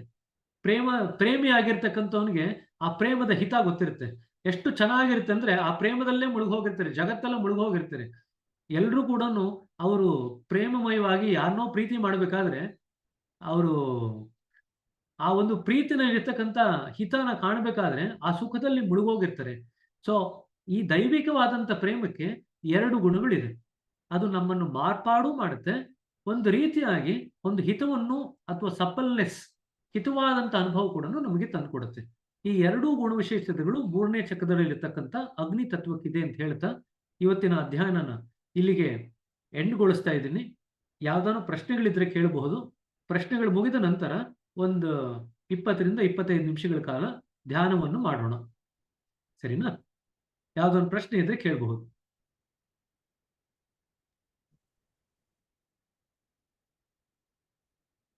ಎರಡು ನಿಮಿಷ ಟೈಮ್ ತಗೊಳ್ರಿ. ಸಾಕಷ್ಟು ಮಟ್ಟಿಗೆ ಎಷ್ಟೊಂದು ವಿಚಾರಗಳನ್ನ ಇವತ್ತು ನಾವು ಡಿಸ್ಕಸ್ ಮಾಡಿದೀವಿ. ಪ್ರೇಮ ಹೇಗೆ ವ್ಯಕ್ತವಾಗತ್ತೆ, ಪ್ರೇಮದ ಅನುಭವ ನಮ್ಗೇನಾಗತ್ತೆ, ಪ್ರೇಮದ ಅನುಭವ ಆದಾಗ ನಮ್ಮಲ್ಲಿ ಯಾವ ಗುಣ ವಿಶೇಷತೆಗಳು ವ್ಯಕ್ತವಾಗತ್ತೆ, ಅದನ್ನ ಗ್ರಹಿಸೋದು ಹೇಗೆ, ಇದನ್ನೆಲ್ಲ ಕೂಡ ನಾವಿವಾಗ ಇದುವರೆಗೂ ಕೂಡ ಕೇಳಿಸ್ಕೊಂಡಿದ್ದೀವಿ. ಸೊ ಇದರಲ್ಲಿ ಯಾವ್ದಾನು ಪ್ರಶ್ನೆಗಳಿತ್ತು ಅಂದ್ರೆ ದಯವಿಟ್ಟು ಕೇಳಬಹುದು.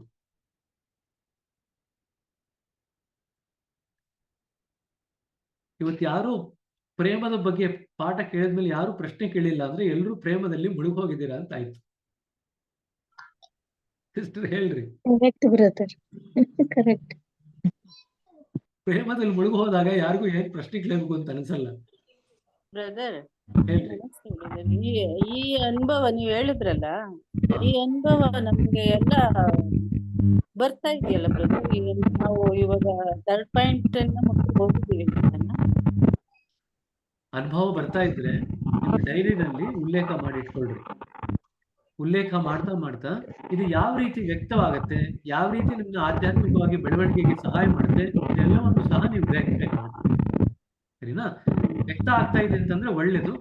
ವ್ಯಕ್ತ ಆಗ್ತಾ ಇದ್ರು ಕೂಡ ಬರೀ ಒಳ್ಳೇದು ಅಂತ ಅನ್ಕೊಂಡು ಸುಮ್ಮನೆ ಇರೋ ಬದಲಿಗೆ ಇದು ನಮ್ಮನ್ನ ಯಾವ ಒಂದು ದೆಸೆಯಿಂದ ಮತ್ತೊಂದು ದೆಸೆಗೆ ಮಾರ್ಪಾಡು ಮಾಡ್ತಾ ಇದೆ ಅನ್ನೋದನ್ನ ನಾವು ಗ್ರಹಿಸ್ಕೋಬೇಕಾಗತ್ತೆ. ದಯವಿಟ್ಟು ಇದ್ರ ಕಡೆಗೆ ಗಮನ ಕೊಡಿ. ಸರಿನಾ? ಅಂಕಿಲ ಅವ್ರು ಹೇಳ್ರಿ.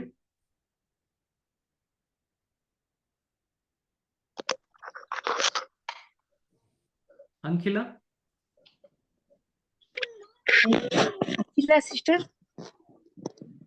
ಅಖಿಲ ಸಿಸ್ಟರ್ ಹ್ಯಾಂಡ್ ರೈಸ್ ಮಾಡಿದೀರಾ, ಪ್ರಶ್ನೆ ಕೇಳ್ತೀರಾ? ಹಲೋ ಬ್ರದರ್, ಹೇಳ್ರಿ. ಇವಾಗ ಪ್ರೇಮವಿದ್ದಾಗ ಇನ್ನೊಬ್ರಿಗೆ ನಾವು ಅವ್ರದ್ದೊಂದು ನೋಡಿರ್ತೀವಿ, ಒಂದು ಹೆಲ್ಪ್ ಮಾಡೋಣ ಅಂತ ಒಂದು ಭಾವನೆ ಬರುತ್ತೆ, ಒಂದು ಕಷ್ಟ ನೋಡ್ಕೊಂಡಿರ್ತೀವಿ ಅವ್ರದ್ದು.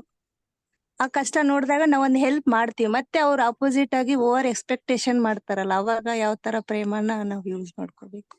ನಾ ಹೆಲ್ಪ್ ಮಾಡ್ತಾ ಇದ್ದೀನಿ ಅನ್ನೋ ಭಾವ ಇರೋವರೆಗೂ ಕೂಡ ಅದು ಪ್ರೇಮ ಪರಿಪೂರ್ಣವಾಗಿಲ್ಲ. ನಮಗಿಲ್ಲ ಬ್ರದರ್, ಅವರು ಅಪೋಸಿಟ್ ಆಗಿ ಎಕ್ಸ್ಪೆಕ್ಟೇಷನ್ ಇಟ್ಕೊಂಡು ನಮ್ ಪದೇ ಪದೇ ಕಾಲ್ ಮಾಡಿದಾಗ. ಪೂರ್ತಿ ವಿಷಯ ಕೇಳ್ರಿ. ಪ್ರೇಮ ತನ್ನ ಪೂರ್ಣತ್ವದಲ್ಲಿ ವ್ಯಕ್ತವಾದಾಗ ಕೊಡೋರು ಯಾರು ತಗೊಳ್ಳೋರು ಯಾರು ಅನ್ನೋದು ಆ ಒಂದು ಏನು ಕಂದಕ ಇರುತ್ತಲ್ವಾ ಅದೆರಡೂ ಕರಗಿ ಹೋಗುತ್ತೆ. ಸೊ ಪ್ರೇಮ ಪರಿಪೂರ್ಣವಾಗಿ ವ್ಯಕ್ತವಾಗಬೇಕಾದ್ರೆ ಈ ಎರಡೂ ಕಂದಕಗಳು ಏನು, ಆ ಕಂದಕ ಏನಿದೆ ಕೊಡೋರು ಮತ್ತು ತಗೊಳ್ಳೋರು, ಈ ಕಂದಕ ಎರಡೂ ಕೂಡ ಈ ಕಂದಕ ಕರಗಿ ಈ ಕೊಡೋರು ತಗೊಳ್ಳೋರು ಎರಡೂ ಈ ಭಿನ್ನ ಸ್ಥಿತಿಗಳು ಏನಿದೆ ಈ ಎರಡೂ ಭಿನ್ನ ಸ್ಥಿತಿಗಳು ಕರಗ್ತಾ ಇದೆ ಅಂದ್ರೆ ಮಾತ್ರನೇ ಅದು ನಮಗೆ ನಮ್ಮಲ್ಲಿ ಹೃದಯದಲ್ಲಿ ಇರ್ತಕ್ಕಂಥ ಪ್ರೇಮ ಪರಿಪೂರ್ಣತೆಯೆಡೆಗೆ ಹೋಗ್ತಾ ಇದೆ ಅಂತ. ನಾವು ಕೊಡ್ತಾ ಇದ್ದೀವಿ, ಬೇರೆಯವ್ರ ಎಕ್ಸ್ಪೆಕ್ಟೇಷನ್ ಅದರಿಂದ ಜಾಸ್ತಿ ಆಗ್ತಿದೆ ಅಂದ್ರೆ ಎಲ್ಲೋ ಒಂದ್ ಕಡೆ ನಮ್ಮಲ್ಲಿ ವ್ಯಕ್ತವಾಗಿರ್ತಕ್ಕಂಥ ಆ ಪ್ರೇಮ ಇದೆಯಲ್ಲ, ಆ ಪ್ರೇಮ ಇನ್ನೂ ಪರಿಪೂರ್ಣತೆಯೆಡೆಗೆ ಇನ್ನೂ ಹೋಗಿಲ್ಲ ಅಂತ ಅದರ ದ್ಯೋತಕ. ಅರ್ಥ ಆಯ್ತಾ? ನಾವು ಹೆಲ್ಪ್ ಮಾಡ್ತಿದೀವಿ ಅಂತ ನಮಗ್ ಅನಿಸ್ಬೋದು, ಬಟ್ ಅದೇ ಭಾವನೆ ಇದೆಯಲ್ಲ, ನಾ ಹೆಲ್ಪ್ ಮಾಡ್ತಿದ್ದೀನಿ ಅಂತ ನನಗೆ ಅನಿಸ್ತಾ ಇದೆಯಲ್ಲ ಭಾವನೆ, ಆ ಭಾವನೆ ಇರೋವರೆಗೂ ಕೂಡ ಪ್ರೇಮ ತನ್ನ ಪರಿಪೂರ್ಣ ಸ್ವರೂಪನ ಪಡ್ಕೊಂಡಿಲ್ಲ ಅಂತ.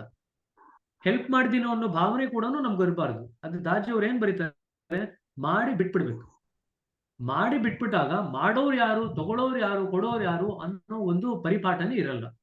ಆ ಸ್ಥಿತಿಗೆ ಹೋದಾಗ ಅಷ್ಟೇನೆ ಅದು ಪ್ರೇಮ ತನ್ನ ಪರಿಪೂರ್ಣತೆಯನ್ನು ಪಡೆದಿದೆ ಅಂತ ಹೇಳ್ಬೋದು. ಸೊ ಅಲ್ಲಿಗೆ ನೀವು ಹೇಳಿದ ಪ್ರಶ್ನೆಗೆ ಉತ್ತರ ನಿಮ್ಮ ಪ್ರಶ್ನೆನಲ್ಲೇ ಅಡಕವಾಗಿದೆ. ನಾವು ಹೆಲ್ಪ್ ಮಾಡ್ತಾ ಇದ್ದೀವಿ, ಆದ್ರೂ ಇನ್ನೂ ಜಾಸ್ತಿ ಎಕ್ಸ್ಪೆಕ್ಟೇಷನ್ ಮಾಡ್ತಾ ಇದೀವಿ. ನಾವು ಹೆಲ್ಪ್ ಮಾಡ್ತಿದೀವಿ ಅನ್ನೋ ಭಾವನೆ ಇದೆ ಅಂದ್ರೆ ಪ್ರೇಮ ಪರಿಪೂರ್ಣತೆ ಪಡೆದಿಲ್ಲ. ಸರಿನಾ? ಅಲ್ಲ, ಅವ್ರ ಆಪೋಸಿಟ್ ಅಲ್ಲಿ ಎಕ್ಸ್ಪೆಕ್ಟೇಷನ್ ಮಾಡ್ತಾ ಇದ್ದಾರೆ ಅಂತ. ಮತ್ತೆ ಉತ್ತರ ಅಂದ್ರೆ ಹೇಳಿದ್ರೆ ನನ್ ಕೈಲಿ ಎಷ್ಟಾಗತ್ತೆ ಅಷ್ಟನ್ನು ಮಾತ್ರ ನಾವು ಮಾಡಿ. ಸಿಸ್ಟರ್, ನಾ ಏನು ಉತ್ತರ ಹೇಳಿದ್ದೀನಿ ದಯವಿಟ್ಟು ನಿಮ್ಮ ಹೃದಯದಲ್ಲಿ ಅದನ್ನ ಮೆಲುಕು ಹಾಕ್ರಿ. ಪ್ರಶ್ನೆಗೆ ನಾವು ಉತ್ತರ ಕೊಟ್ಟಿದ್ದೀನಿ, ದಯವಿಟ್ಟು ಅದನ್ನ ಮೆಲುಕು ಹಾಕ್ರಿ. ಅವಾಗ ನಿಮಗೆ ಅದು ಹೊಳೆಯುತ್ತೆ. ನೀವು ಕೇಳ್ತಿರತಕ್ಕಂಥ ಪ್ರಶ್ನೆಗೆ ಉತ್ತರ ನಿಮಗೆ ಹೊಳೆಯುತ್ತೆ. ನಾನು ಹೆಲ್ಪ್ ಮಾಡ್ತಾ ಇದ್ದೀನಿ ಅನ್ನೋ ಮನೋಭಾವ ನನ್ನ ಹೃದಯದಲ್ಲಿ ಇರೋವರೆಗೂ ಕೂಡ ನಮ್ಮ ಹೃದಯ ಆ ಪ್ರೇಮದ ಪರಿಪೂರ್ಣ ಸ್ಥಿತಿಗೆ ಹೋಗಿಲ್ಲ. ನಾನು ಹೆಲ್ಪ್ ಮಾಡ್ತಾ ಇದ್ದೀನಿ ಅನ್ನೋ ಮನೋಭಾವ ಇದ್ದಾಗಷ್ಟೇನೆ ಬೇರೆಯವರು ಇನ್ನೂ ಜಾಸ್ತಿ ಎಕ್ಸ್ಪೆಕ್ಟೇಷನ್ ಇಟ್ಕೊಳ್ತಾ ಇದ್ದಾರೆ ಅನ್ನೋ ಕರೆಸ್ಪಾಂಡಿಂಗ್ ಫೀಲಿಂಗ್ ಬರುತ್ತೆ. ನಾನು ಹೆಲ್ಪ್ ಮಾಡ್ತಾ ಇದ್ದೀನಿ ಅನ್ನೋ ಭಾವನೆನೇ ಇಲ್ಲದೆ ಇದ್ರೆ ಬೇರೆಯವ್ರ ಎಕ್ಸ್ಪೆಕ್ಟೇಷನ್ ಬೆಳೀತಾ ಇದೆ ಅನ್ನೋ ಭಾವನೆ ಕೂಡ ನಮ್ಮ ಹೃದಯದಲ್ಲಿ ವ್ಯಕ್ತವಾಗಲ್ಲ. ಇದನ್ನ ಜ್ಞಾಪಕ ಇಟ್ಕೊಳ್ರಿ. ಸೊ ಅವರ ಕಡೆಯಿಂದ ಎಕ್ಸ್ಪೆಕ್ಟೇಷನ್ಸ್ ಬೆಳೀತಾ ಇದೆ ಅಂತ ನಮಗೆ ಅನಿಸ್ತಾ ಇದ್ರೆ ನಮ್ಮ ಹೃದಯದಲ್ಲಿ ನಾ ಸಹಾಯ ಮಾಡ್ತಾ ಇದ್ದೀನಿ ಅನ್ನೋ ಭಾವನೆ ಕೂಡ ತಕ್ಕ ಮಟ್ಟಿಗೆ ಇನ್ನೂ ಇದೆ. ಆ ಒಂದು ಹಂತ ಕೂಡ ನಾವು ದಾಟಿ ಬೆಳಿಬೇಕು. ಅಂದ್ರೆ ಇನ್ನೂ 3ನೇ ಚಕ್ರದಲ್ಲಿ ಸ್ವಲ್ಪ ಮಟ್ಟಿಗೆ ಕೆಲಸ ಆಗೋದು ಬಾಕಿ ಇದೆ ಅಂತ ಅಷ್ಟೇ. ಅರ್ಥ ಆಯ್ತಾ? ಇದು ಏನು 2 ಪಾಯಿಂಟ್ ಹೇಳಿದ್ದೀನಿ, ದಯವಿಟ್ಟು ಅದನ್ನ ಮೆಲುಕು ಹಾಕೊಡ್ರಿ. ಮನಸ್ಸು ಹೃದಯದಲ್ಲಿ ಮೆಲುಕು ಹಾಕಿ ಕಾಲಕ್ರಮೇಣ ನಿಮ್ಗೆ ಅದು ಹೊಳೆಯುತ್ತೆ. ಹೇಳ್ರಿ. ನಮ್ಮೊಂದು ಕ್ವಶನ್ ಇದೆ. ಒಂದ್ ನಿಮಿಷ, ಶ್ರೀನಾಥ್ ಅವ್ರು ಮುಗಿಸ್ಬಿಡ್ತೀವಿ, ಆಮೇಲೆ ನಾಗರತ್ನ ಅವ್ರ ಬರ್ತೀವಿ. ನಾವೇ ಪ್ರೇಮ ಸ್ವರೂಪ ಅಂತ ಆದ್ಮೇಲೆ ಮತ್ತೆ ನಾವು ಪ್ರೇಮ ಭಾವನೆಯನ್ನ ಬೆಳೆಸ್ಕೊಳ್ಳೋ ಅವಶ್ಯಕತೆ ಇದೆಯಾ? ಪ್ರೇಮ ಸ್ವರೂಪ ಅನ್ನೋದು ನಾವು ಉತ್ತುಂಗದ ಸ್ಥಿತಿಗೆ ಹೋದ ಮೇಲೆ ಸ್ವರೂಪ ಆಗದು. ಪ್ರೇಮ ಸ್ವರೂಪ ಅನ್ನೋದು ತಾತ್ವಿಕವಾಗಿ ತಿಳ್ಕೊಂಡಿರ್ತೀವಿ, ಅನುಭವಯುಕ್ತವಾಗಿರಲ್ಲ. ಸೊ ಅನುಭವಯುಕ್ತ ಆಗ್ಬೇಕಾದ್ರೆ ಆ ಪ್ರೇಮದನ್ನು ನಾವು ಬೆಳೆಸ್ಕೊಳ್ಳುವಂತ ಅಗತ್ಯ ಇರುತ್ತೆ. ಸೊ ನಾವು ಪ್ರೇಮಮಯ ಅಂತ ಯಾರು ಹೇಳಿದಾಗ ಅದಿನ್ನೂ ತಾತ್ವಿಕ ಜ್ಞಾನ ಅಷ್ಟೇನೆ, ಅದು ಅನುಭವ ಲೇಪಿತ ಅಥವಾ ಅನುಭವಯುಕ್ತವಾದಂಥ ಜ್ಞಾನವಲ್ಲ. ಅನುಭವಯುಕ್ತವಾದಂಥ ಜ್ಞಾನ ಅದು ಮಾರ್ಪಾಡಾದ್ಮೇಲೆ ಆಧ್ಯಾತ್ಮಿಕ ಪ್ರಗತಿ ಸಾಕಷ್ಟು ಉನ್ನತ ಮಟ್ಟಕ್ಕೆ ಹೋಗುತ್ತೆ. ಪ್ರೇಮ ಅನ್ನೋದು ಬೇರೆ ಬೇರೆ ದೆಸೆಗಳಲ್ಲಿ ಅದು ಇನ್ನೂ ಬೆಳೀತಾ ಹೋಗುತ್ತೆ. ಮೊದಲ ಹಂತದ ದೆಸೆಯಲ್ಲಿ ನನ್ನ ಫ್ಯಾಮಿಲಿ, ನನ್ನ ಕುಟುಂಬ, ನನ್ನ ಸ್ನೇಹಿತರು, ನನ್ನ ಒಂದು ಕಮ್ಯುನಿಟಿ, ನನ್ನ ಭಾಷಾಗಾರರು ಅನ್ನೋ ಒಂದು ಪರಿಮಿತಿನ ದಾಟಿ ಪ್ರೇಮ ವ್ಯಕ್ತವಾದಾಗ ತನ್ನ ಅಪರಿಮಿತ ಸ್ಥಿತಿ ಎಡೆಗೆ ಹೋಗ್ಲಿಕ್ಕೆ ಶುರು ಆಗುತ್ತೆ. ಅಪರಿಮಿತ ಸ್ಥಿತಿ ಎಡೆಗೆ ಹೋಗ್ಬೇಕಾದ್ರೆ ಸಾಕಷ್ಟು ಎಕ್ಸ್ಪ್ಯಾನ್ಷನ್ ಆಗ್ಲಿಕ್ಕೆ ಇನ್ನೂ ಅವಕಾಶ ಉಂಟು. ಆ ಯೂನಿವರ್ಸಲ್ ಎಕ್ಸ್ಪ್ಯಾನ್ಷನ್ ಆಗ್ತಾ ಆಗ್ತಾ ಆಗ್ತಾ ನಾವು ಪ್ರೇಮಮಯ ಅನ್ನೋದು ನಮಗೆ ಅನುಭವದ ಮುಖಾಂತರ ಗೊತ್ತಾಗ್ಲಿಕ್ಕೆ ಶುರು ಆಗುತ್ತೆ. ಸೊ ತಾತ್ವಿಕ ನಾಲೆಡ್ಜು ಜ್ಞಾನ ಬೇರೆ, ಅನುಭವಯುಕ್ತ ನಾಲೆಡ್ಜ್ ಬೇರೆ. ಈಗ ನಾವು ತಾತ್ವಿಕ ಜ್ಞಾನದಿಂದ ಅನುಭವಯುಕ್ತ ಜ್ಞಾನದ ಎಡೆಗೆ ನಾವು ನಮ್ಮ ಜರ್ನಿನ, ನಮ್ಮ ಪ್ರಯಾಣನ ಬೆಳೆಸ್ತಾ ಇದ್ದೀವಿ. ನಾಗರತ್ನ ಅವ್ರು ಹೇಳ್ರಿ.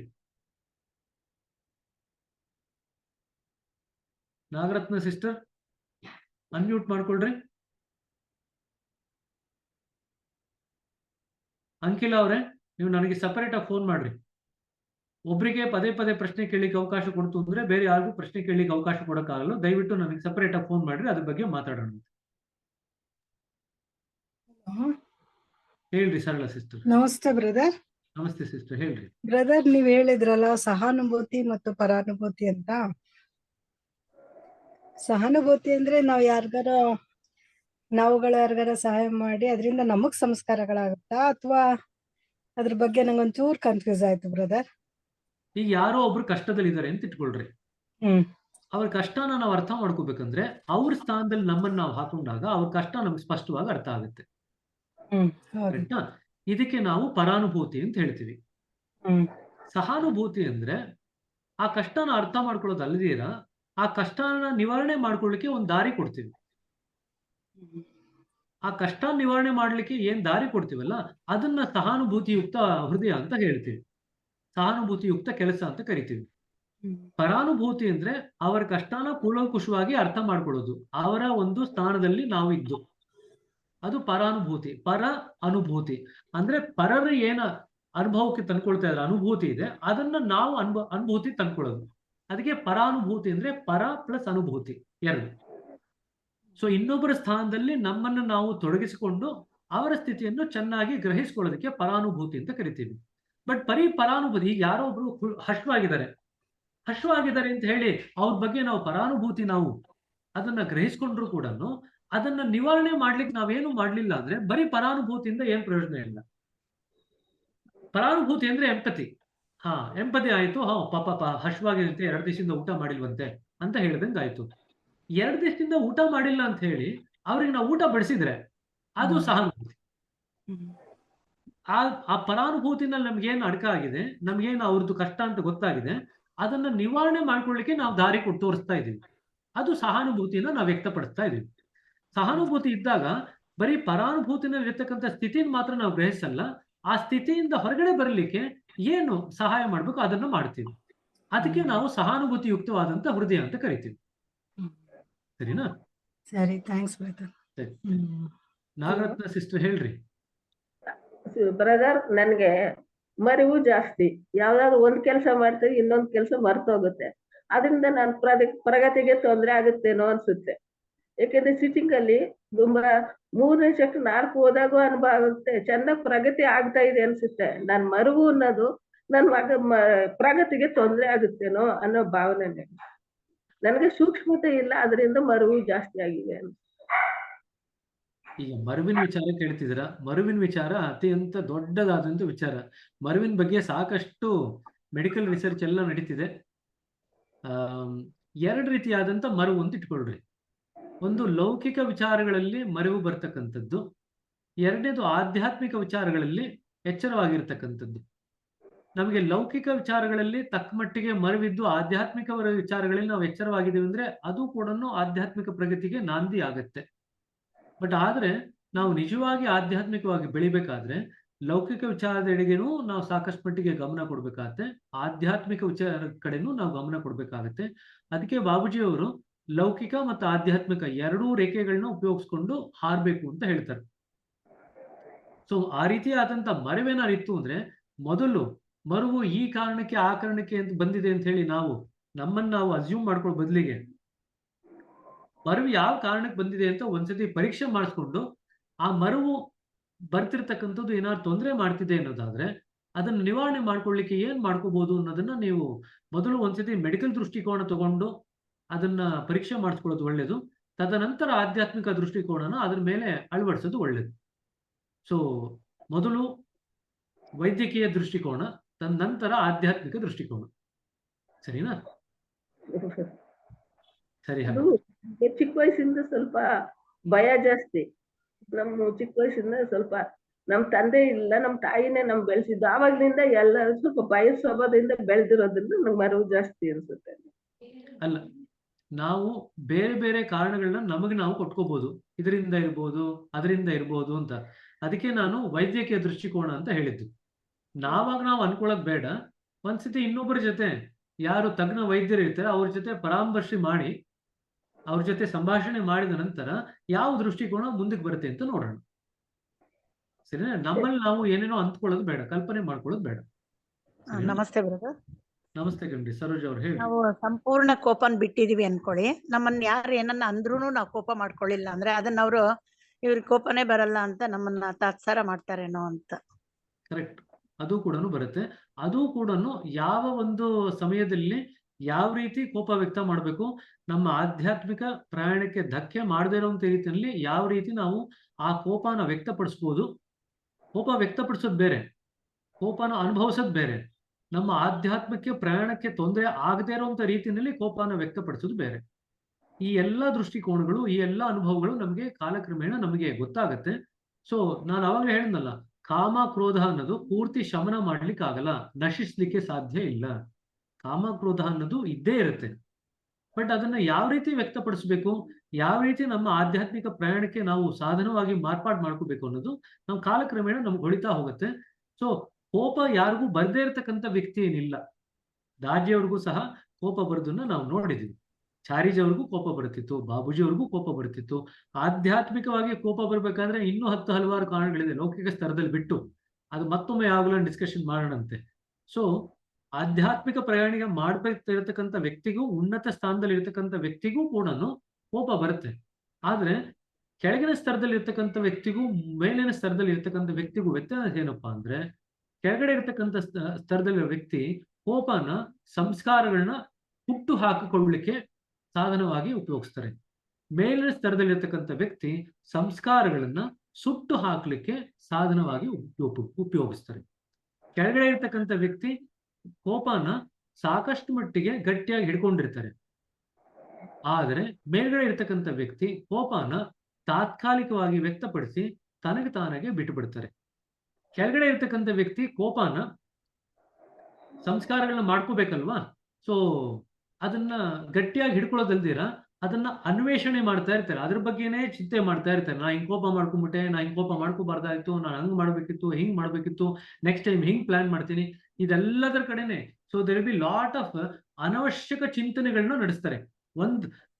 ಕೋಪ ಮಾಡ್ಕೊಂಡಿದ್ದು ಒಂದ್ ಕ್ಷಣ ಅಂತ ಇಟ್ಕೊಳ್ರಿ, ಆದ್ರೆ ಆ ಒಂದ್ ಕ್ಷಣದ ಕೋಪಕ್ಕೆ ಅರ್ಧ ದಿವಸ ಕಳೆದಿರ್ತಾರೆ. ಇದೆಲ್ಲ ಸಂಸ್ಕಾರಗಳನ್ನ ಹುಟ್ಟು ಹಾಕತ್ತೆ. ಅದೇ ಕೋಪನ ಸರಿಯಾದಂತ ರೀತಿನಲ್ಲಿ ಹ್ಯಾಂಡಲ್ ಮಾಡಕ್ಕೆ ಕಲ್ತ್ಕೊಂಡಿರ್ತಕ್ಕಂಥ ಉನ್ನತ ಸ್ತರದಲ್ಲಿ ಇರ್ತಕ್ಕಂಥ ವ್ಯಕ್ತಿ ಕೋಪ ಮಾಡ್ಕೊಂಡಿದ್ದನ್ನ ಅಕ್ನಾಲೇಜ್ ಮಾಡ್ತಾರೆ. ಬಟ್ ಅದ್ರ ಬಗ್ಗೆ ಚಿಂತೆ ಮಾಡ್ತಾ ಕೂತ್ಕೊಳ್ಳಲ್ಲ. ಅದರಿಂದ ಕಲಿಬೇಕಾಗಿರ್ತಕ್ಕಂಥ ಪಾಠವನ್ನು ಕಲ್ತ್ಕೊಂಡು ಮುಂದಕ್ಕೆ ಹೋಗ್ತಾರೆ. ಸೊ ಇದು ಕೆಲವು ವ್ಯತ್ಯಾಸಗಳು. ಕೆಳಗಿನ ಸ್ತರದಲ್ಲಿ ಇರ್ತಕ್ಕಂಥ ವ್ಯಕ್ತಿ ಕೋಪನ ಯಾವ ರೀತಿ ಹ್ಯಾಂಡಲ್ ಮಾಡ್ತಾರೆ, ಮೇಲಿನ ಸ್ತರದಲ್ಲಿ ಇರ್ತಕ್ಕಂಥ ವ್ಯಕ್ತಿ ಯಾವ ರೀತಿ ಹ್ಯಾಂಡಲ್ ಮಾಡ್ತಾರೆ.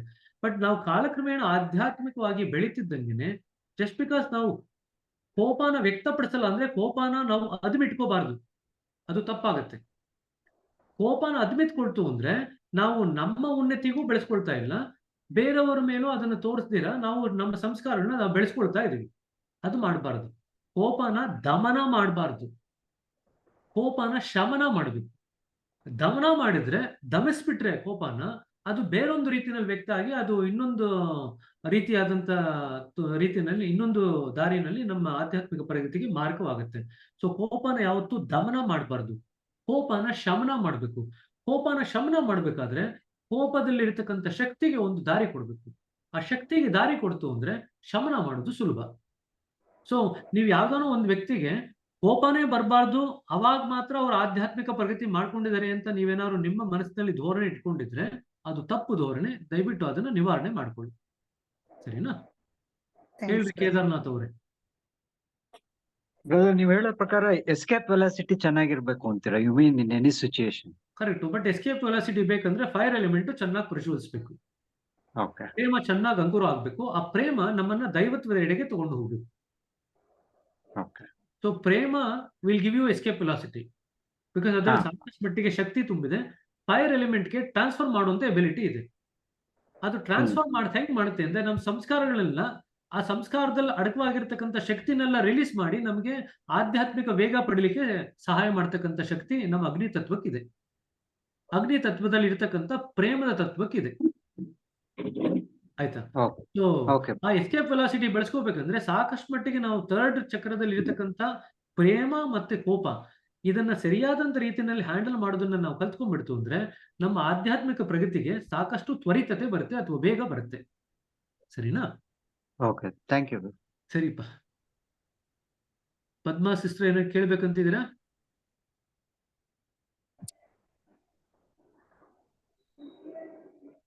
ಸರಿ, 7:10 ಆಯ್ತಾಗಾದ್ರೆ 7 ಒಂದು 20 ನಿಮಿಷಗಳ ಕಾಲ ಎಲ್ಲರೂ ಧ್ಯಾನ ಮಾಡೋಣಂತೆ.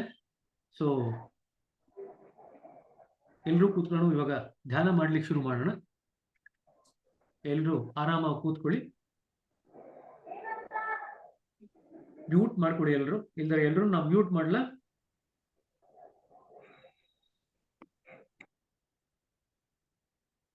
ಹಾ, ಶುರು ಮಾಡೋಣ.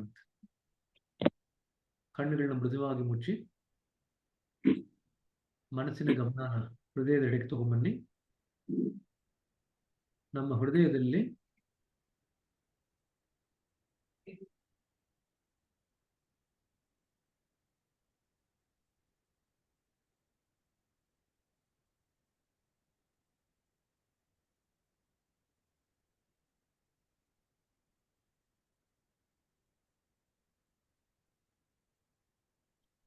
ಸೋರ್ಸ್ ಆಫ್ ಡಿವೈನ್ ಲೈಟ್ ನಮ್ಮ ಹೃದಯದಲ್ಲಿ ಆಲ್ರೆಡಿ ಇದೆ, ಅದು ನನ್ನನ್ನು ಆಂತರಿಕವಾಗಿ ಆಕರ್ಷಣೆ ಮಾಡ್ತಾ ಇದೆ ಅಂತ ಅನ್ಕೊಂಡು ಧ್ಯಾನ ಶುರು ಮಾಡ್ರಿ.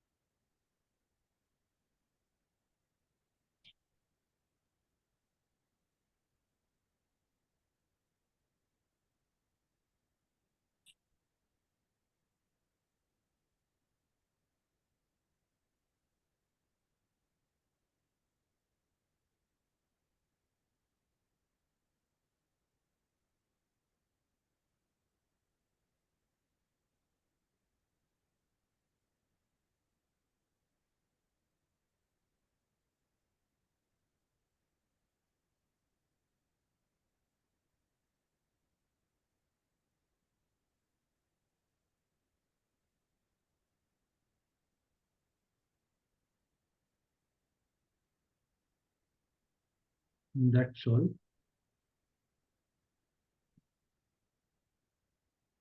ಧ್ಯಾನ ಸಾಕು ಮಾಡ್ರಿ.